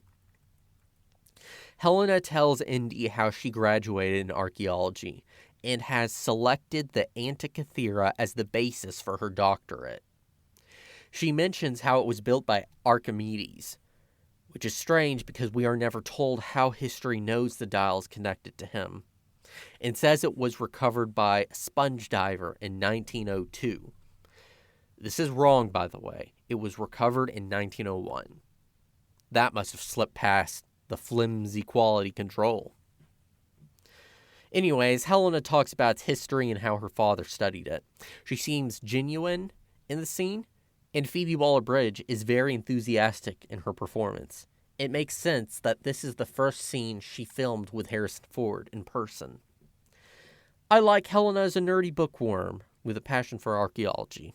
I wish it just wasn't an act. Based on the 4 whiskey tumblers on the table, Helena has supplied Indy with drink and showed him nostalgic photos. She pretends not to remember the last time she and Indy met. She goads him into showing her the dial by pretending to have narrowed down its last location in the Alps. She shows him a map of the train route, and in 1080p, you can actually see the map. It's still fuzzy, but with enough resolution and keen geographic knowledge, I could faintly notice the city of Basel, Switzerland. By turning the map upside down, you can also make out the name of Belfort and Montbéliard, 2 cities in eastern France near the Swiss border. This conclusively demonstrates that the soundtrack title was incorrect, and the prologue indeed took place in the French Alps. I will give the prop designers credit for creating a geographically sensible train route. Helena says this could be Indy back in the saddle on one last adventure and a final triumph. I strongly suspect that this dialogue was for the trailers, to trick the prospective audience into believing that Indy would be making a comeback and not undergo a deconstruction. Indy asks, "Why would you choose the thing that drove your father crazy?" Helena replies with, "Wouldn't you?" This is a deliberate nod to Indy's father's obsession with the Holy Grail, and suggests Helena is aware of Indy's adventures and his difficult family situation. This convinces Indy to show her the dial. While Indy and Helena enter the archives, Kleber, Mason, and the big guy played by Olivier Richter's enter. From now on, I'm referring to Olivier Richter's character as Ursa Major because he cameoed as that character in Black Widow, who I love from the comics. They enter Hunter College and loudly dig around Indy's office. Mason refers to Indy as an old guy. A secretary walks in and Kleber shoots her with a silenced pistol. Another guy comes in and Ursa Major pulls out a silenced Mach 11 submachine gun, which I'm fairly sure didn't enter the market until 1972, and takes him out too. Mason is, understandably, shocked by this and is told that Voller requested no witnesses. I don't know what favors the government owes him, but I do not accept that it would tolerate such blatant collateral damage, especially at the hands of non-governmental agents. Indy removes the dial half from a false drawer. He says that Basil became enamored with a fringe German theory that Archimedes figured out the movements of the moon and planets, figuring out that they were irregularities. Supposedly, these irregularities would explain meteorological anomalies, such as temperature, tides, and even storms and storm activities, to be precise. Then it is implied that the movements of the planets could cause, get this, time fissures. On screen, we have a prop, one of Basil's notes. I paused and will read out the legible parts. Archimedes was clearly influenced by Egyptian mathematics, as you know. He spent some time in Alexandria at the start of his career. He was close to Eratosthenes, who is another famous Greek physicist, and would send him letters sharing his work and discoveries. It would be strange if he hadn't shared his research with other scholars. He was studying the movement of planets and, on the other side, that his machines couldn't hold the Romans off forever. The more I observe the mechanism of the dial, the more convinced I become that Archimedes wasn't simply tracking the movements of planets. He was tracking time disturbances. I believe he was looking for fractures that could be used to travel in time. This is real, by the way, in Indiana Jones. Of course, the only way to know whether he succeeded is to reunite both halves of the dial. I've enclosed a diagram of the inner ring of the dial. Helena looks at the dial half and says, I knew you'd never destroy it, which makes Indy suspicious. Helena has the gall to accuse Indy of being a drunk when questioned. This is her first insult against Indy. The CIA and Voller's goons enter the archives, and Mason orders Kleber not to shoot. I don't know why Kleber doesn't immediately shoot Jones, since Voller directed no witnesses, and I doubt he's going to start listening to Mason now. But he holds fire. Now comes the exclusive clip that was shown on IMDb, where Kleber and Mason tell Helena not to move. Helena says, we need to get out of here, and proceeds to immediately bolt for the roof, abandoning Indy. So much for we. Kleber walks up to Indy and tries to grab him, but Indy grabs a set of stairs that look suspiciously like a senior citizen's walker, and clocks him with it. He runs up the stairs just in time for Helena to lock him in the room with the armed men who are most likely going to kill him. My hero. Agent Mason keeps saying that they're not going to hurt Dr. Jones, as if he's a patient in a retirement home who's convinced that the nurses are trying to kill him. But here they are trying to kill him. Indy escapes by knocking over a series of artifact-filled shelves like dominoes and riding them like the Anubis statue in Raiders. There's something odd about Indiana Jones being willing to let hundreds of archaeological artifacts be toppled when he's spent his life and career protecting these. Indy topples the shelves along with all the artifacts in them, including a porcelain vase that looks like the one Sean Connery smashed in The Last Crusade. There's some bad CGI of the shelves falling over. One of the CIA men gets crushed by the shelves. Some guy holding crutches for some reason and wearing a lapel pin with the Omega sign on it. Who is or was this character? Why does he have crutches? Why is he wearing an Omega pin? Was he trying to become a Sigma male and the closest he could get was Omega rank? Whatever, he's never seen again. This may be Indy's first kill in 1969, but I can't confirm it. Note, I looked up this unknown character's actor on IMDb. It's interesting that the actor voiced Robert Knox, one of the targets in Hitman 2. More relevant is that he played a World War I soldier in the Northern Italy episode of Young Indiana Jones. They couldn't do something with that? Indy leaves and stumbles upon the corpses of his two co-workers. He foolishly puts his hand all over the body and dials the phone, getting his bloody fingerprints on it. Voller's men hold him at gunpoint and for some reason don't shoot him to avoid witnesses. Indy makes a pathetic attempt to disarm the CIA goons, and they drag him away, framing him for the double homicide. Helena runs across the rooftops. She comes to a 6-foot gap and jumps. For some reason, we cut to an unknown CIA agent. There is a blur in the background. Then Helena lands on the other side. Is that it? Is that supposed to show Helena as an action adventuress? They couldn't even show her jump the gap? Helena heads downstairs and evades the CIA. Mason then, and I'm not making this up, calls Klaber a trigger-happy cracker. That is a racial slur, and she says it so casually. I looked it up to confirm, and in an NPR article by Gene Demby, it is explained that the word cracker was used to refer to poor whites in the South. It could also be used as a term for bigoted whites. Why would you say that, lady? You've been the most sensible character so far. Don't ruin it by slinging slurs.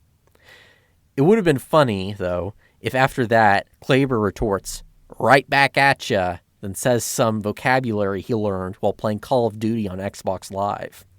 This is also a huge missed opportunity. If you have to call someone a cracker in an Indiana Jones movie, why not joke about Indy literally being a man who cracks a whip? The setup was right in front of you. The CIA agents put a bag on Indy's head, immediately remove it, and toss Indy into a Con Edison van. Indy realizes that they are CIA. Klaber says that he isn't, implying that he and Ursa Major and buddies are Voeller's mercenaries and or private security. Klaber proudly says he doesn't take government jobs, which is silly. He's a Nazi, a supporter of a huge government that ruled every aspect of everyday life. It is at this point when they receive a dossier on Indy from the agency.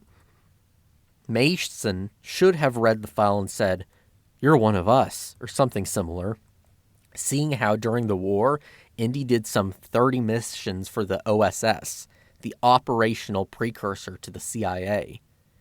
That would have been a nice touch. At this point is the first canonical instance of Indy saying Helena is his goddaughter. The van containing Indy and the CIA agents is cut off by the Apollo 11 parade, as well as a Vietnam protest.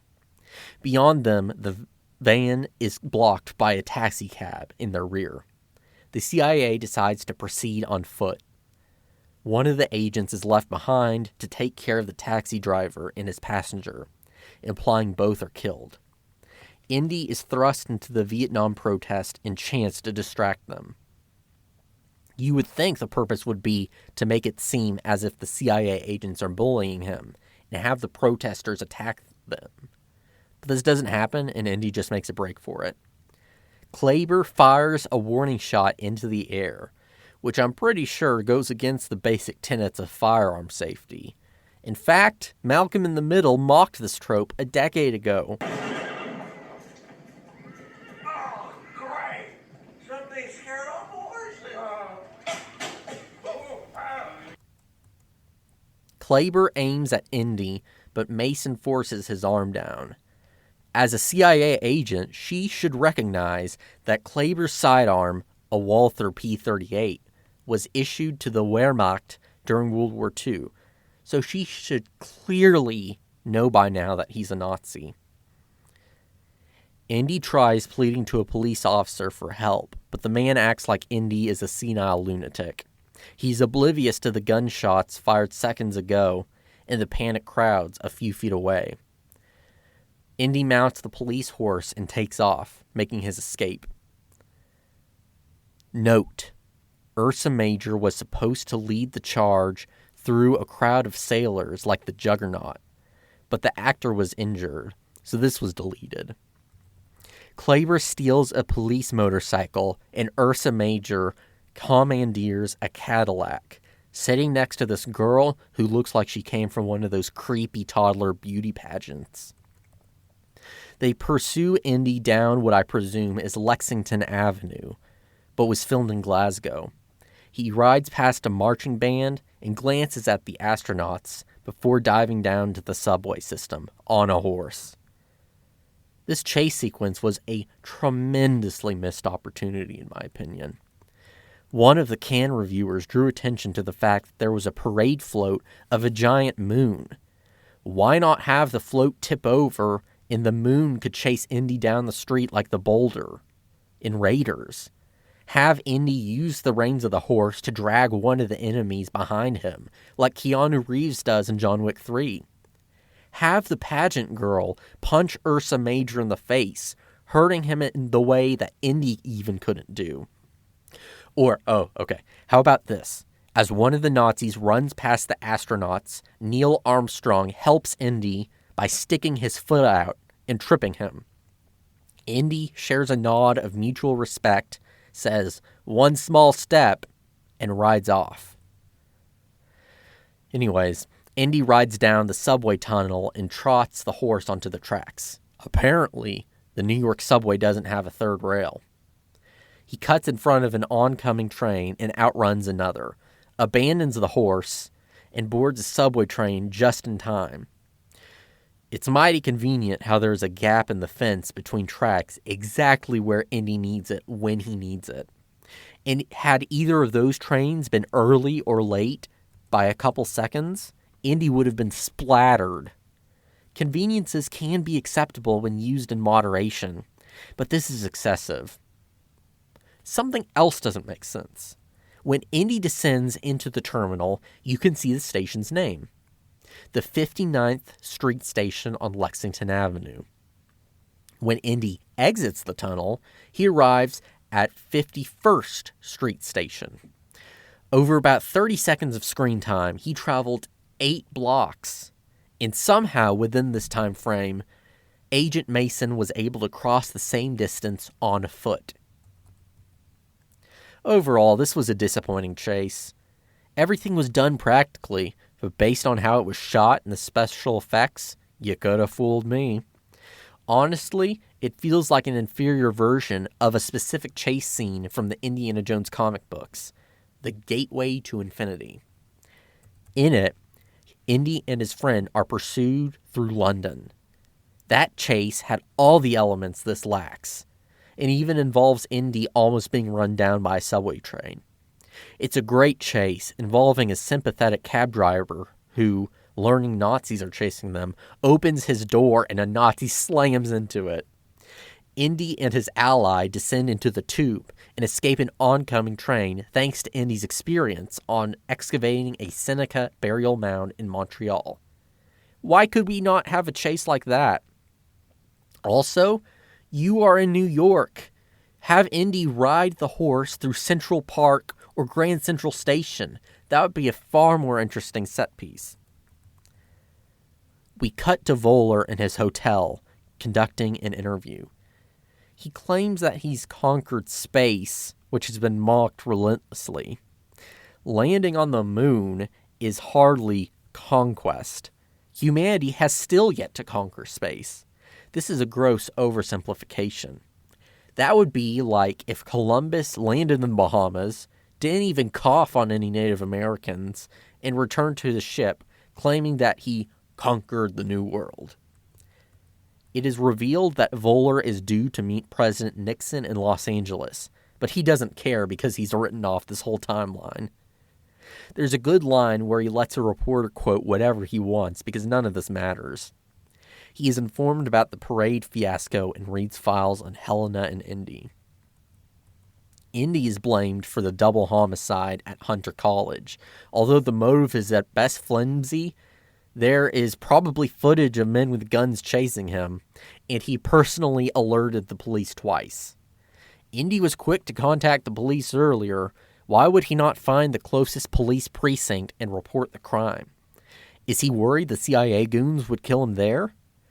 What about the high-up military contacts Indy has? For instance, the high-ranking officer we see in Crystal Skull.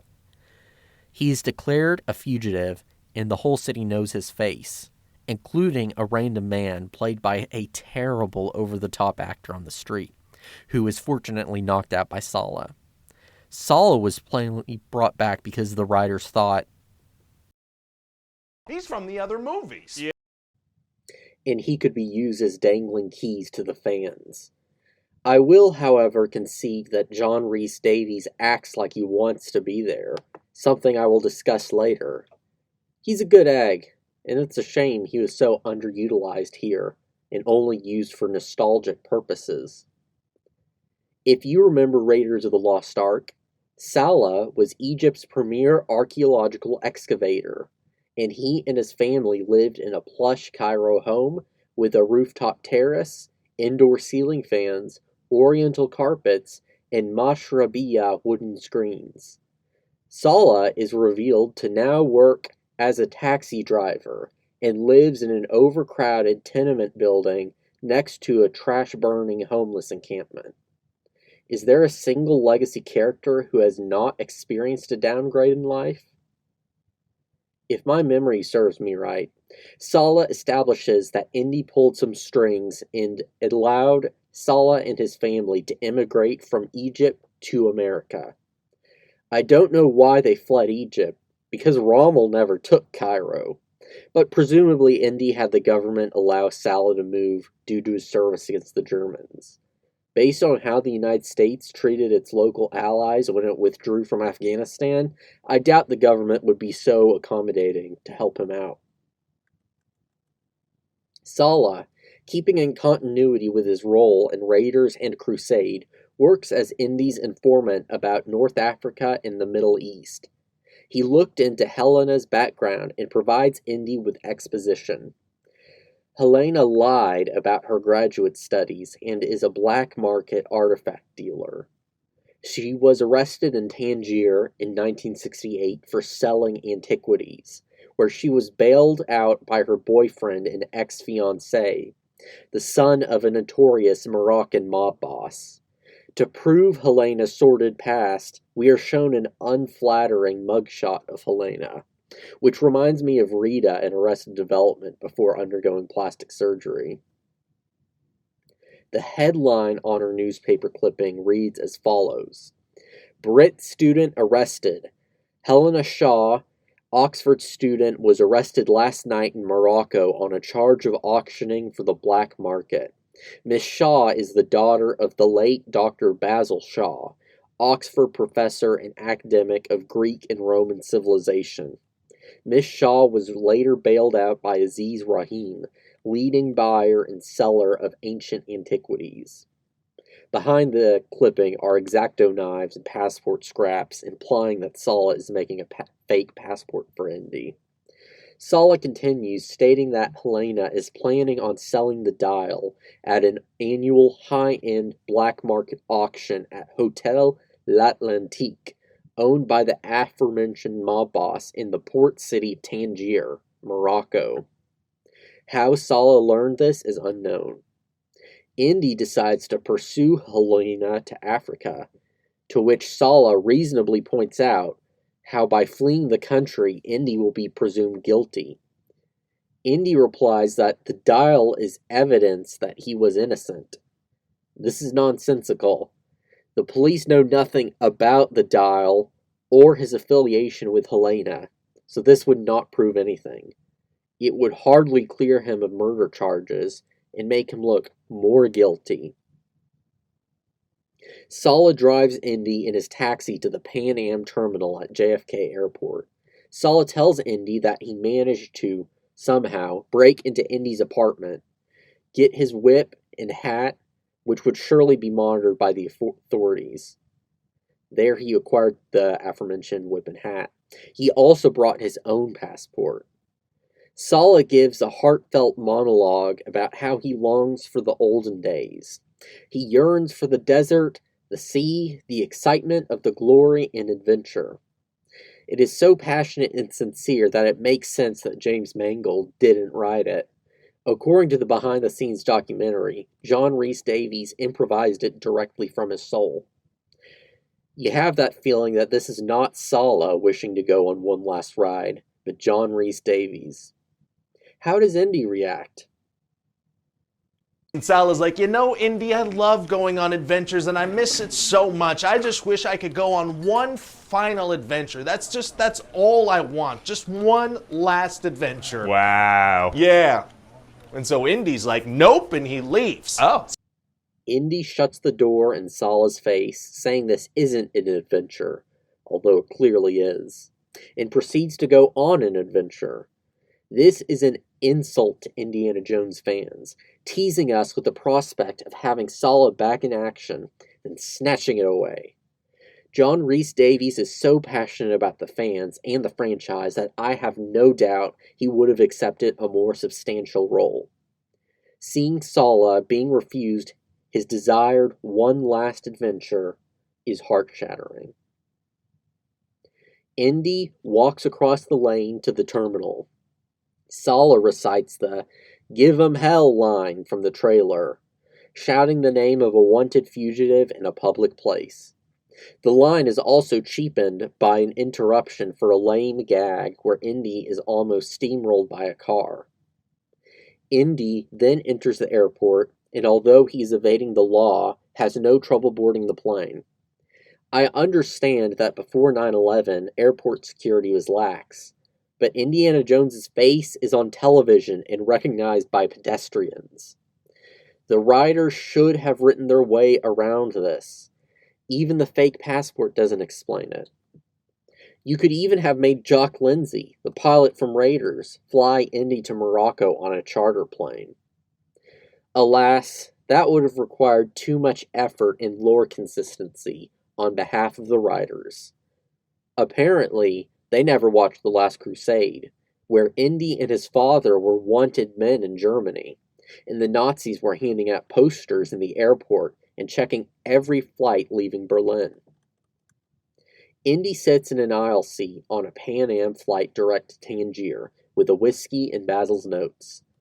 He notices some dates scribbled down, specifically one in August of 1969 and another in August of 1939.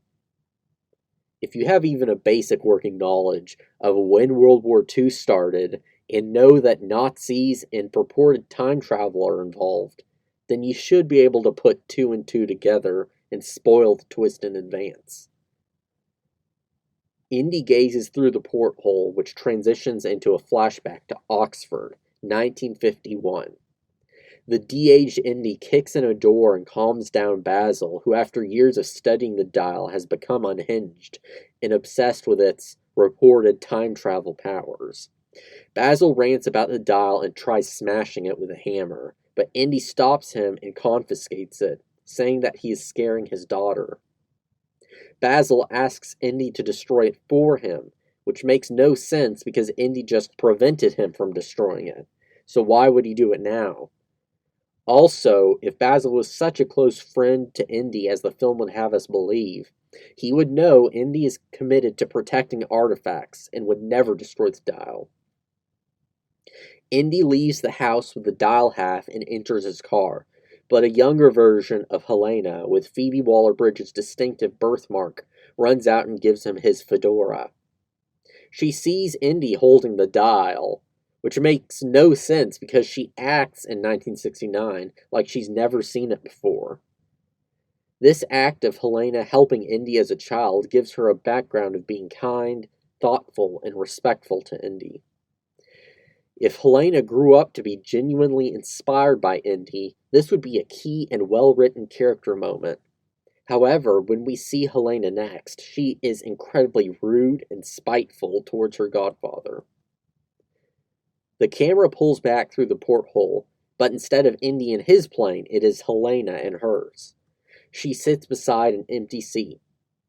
This strikes me as odd because it feels like the empty seat implies that Helena did in fact want to bring Indy along with her.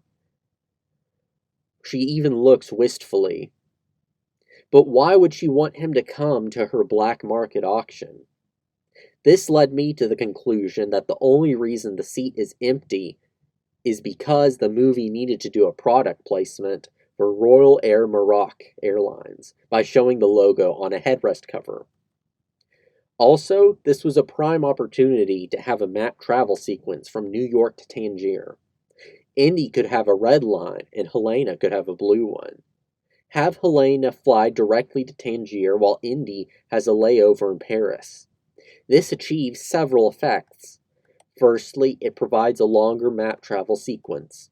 Secondly, it makes sense because I doubt that in 1969 there would be two simultaneous direct flights from New York to Tangier, when even in the 21st century no direct flights exist.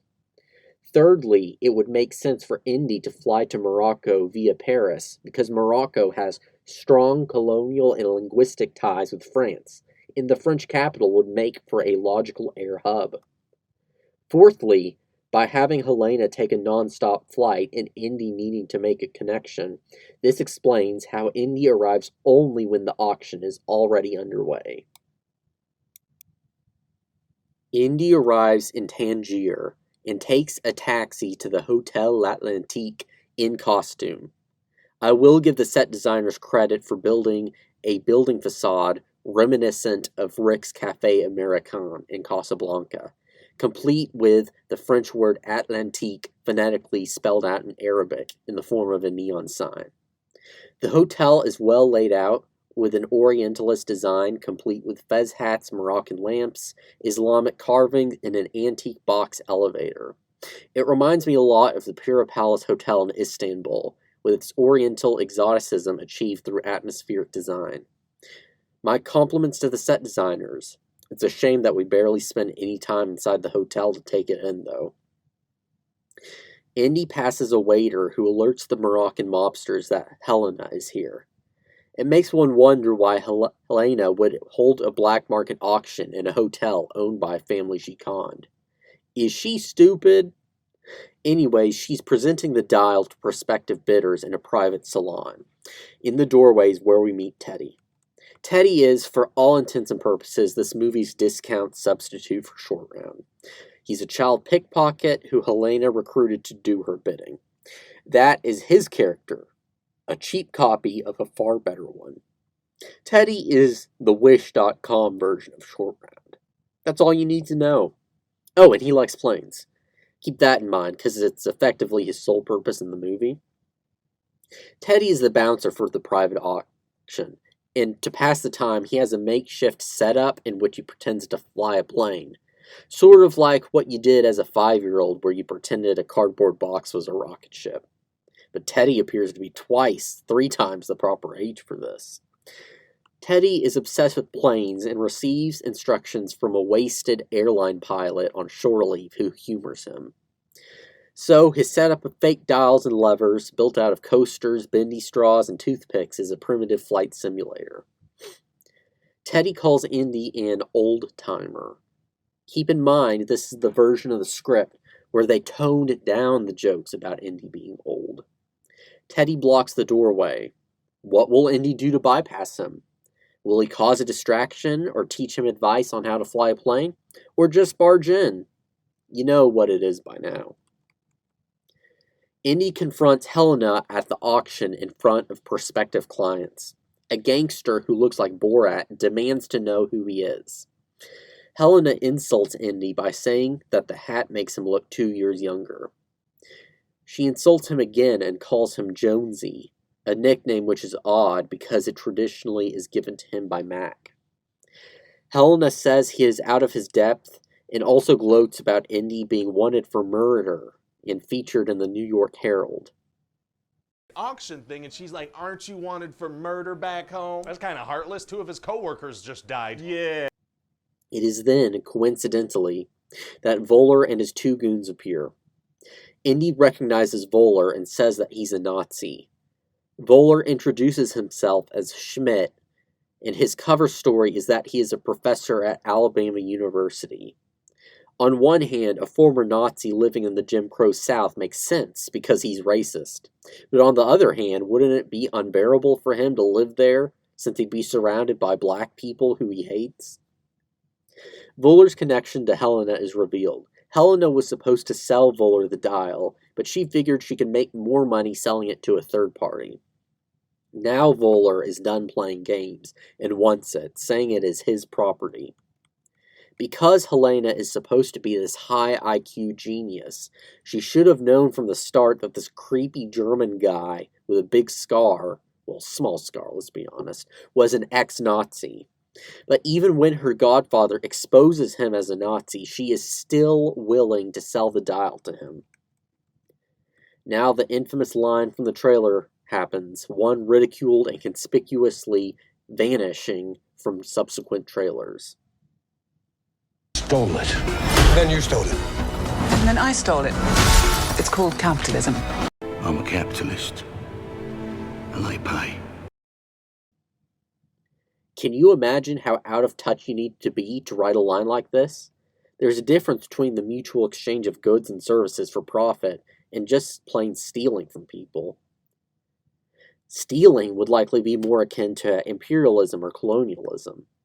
I don't understand this fascination in Hollywood to trash capitalism when it is the very system Hollywood is based on. Don't get me wrong, you can critique capitalism in your movie. Movies like Fight Club that criticize corporate culture and materialism are beloved. But there's a rich irony in the fact that these anti-capitalist lines originate from committee-run megacorporations that run sweatshops in China and work their special effect teams to death. Well, here's an example. You know how Spider-Punk in Across the Spider-Verse compares a black hole to capitalism? It's a great film and a great scene, but you have to admit, this line is quite rich, seeing as the movie has product placements from Air Jordan and Hyundai. I suppose I just see the irony and wish these studios were more self-aware. And there was a layup right there. Think of if instead she said, "Then I stole it. It's called archaeology. You've never visited the British Museum, have you?" Boom. A line that references archaeology, a real-world controversy, imperialism, and Helena's British background. Now, one of the only, maybe two, good lines in the film is spoken, and of course it's Mads Mikkelsen dishing it out. He says, "You should have stayed in New York," and Indy says, "You should have stayed out of Poland." Helena is desperate and tries to sell the dial now, but Indy tries to snatch it. Chaos erupts. Borat seizes the dial and points a gun, but Ursa Major disarms him. The dial rolls across the table into Indy's possession. He wears his satchel on his right shoulder, outside of his jacket, which is strange because Indy in the original trilogy always wore his satchel under the jacket, but now he wears it on top. To be fair though, he did wear it on top in Crystal Skull 2. Indy stuffs the dial in his satchel and pulls out his whip, flailing it around. In response, everybody in the room pulls out pistols and takes aim. Indy ducks under the table and the gangsters fire at the wall behind him like lagging NPCs in a video game. Get back!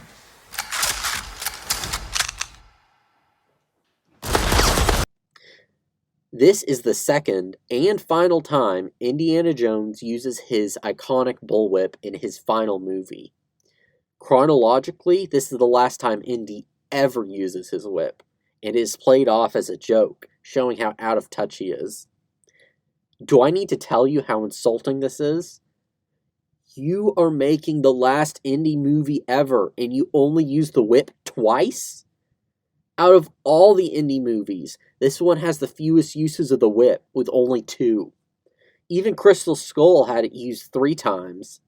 When your Indiana Jones film utilizes film history's most recognizable weapon less than Crystal Skull, you know you're stupid. I even did the math. In Raiders, Indy uses it 6 times. Disarm, swing, disarm, intimidate, climb, drag. Same in Temple. Choke, catch, swing, swing, disarm, catch. In Crusade, 3 times. Once in the flashback, twice in the main film. Intimidate, swing, catch. Even in Crystal Skull, 3 times. Disarm, swing, catch. In Dial, twice disarm, intimidate. The defense I see supporters making is that it's a reversal of the swordsman scene in Raiders. But we've already had a play on the whip versus gun scene back in Temple of Doom.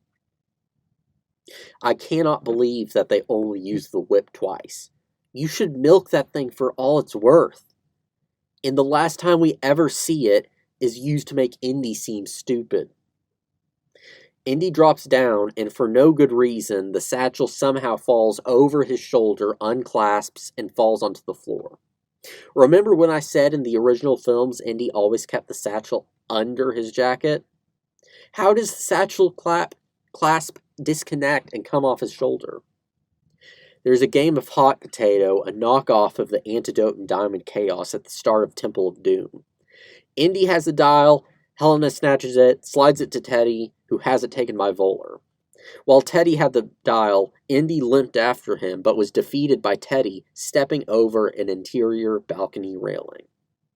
Voller locks himself in the metal box elevator and descends, saying, "See you in the past, Dr. Jones," as if the writers needed to spell out the time travel twist. Indy punches Klaber and another guy in a cowboy hat, and runs past an actor named Anthony Engruber. Engruber played the Joker in the Telltale Batman games. And, Sheldon Cooper in a Meat Canyon animation? What? Whatever, the relevant fact is that apparently he played a younger Harrison Ford in a movie called Age of Adeline. Since he played a younger version of Harrison, why not make a movie with him playing a younger Indy? Or have him play Indy in the prologue, like River Phoenix did? Wait. According to IMDb, he played Indy's stunt double in the prologue. Why in the world would you not have him be Indy in general? Oh, I see. It's because you wouldn't have been able to use your fancy schmancy deepfake technology. And Harrison Ford probably wanted more of the spotlight, since he's upstaged in the main movie. Makes sense. But in this, Anthony Engruber plays a random extra called the Dutch Prince. Helena elbows one guy and hits another with a champagne bottle. It's cute that this movie wants me to believe that Helena can deliver a devastating elbow when she has the musculature of Greg Heffley. But I will say her use of a bottle as an improvised weapon is more believable and lends credence to her resourcefulness claim. We'll get to that.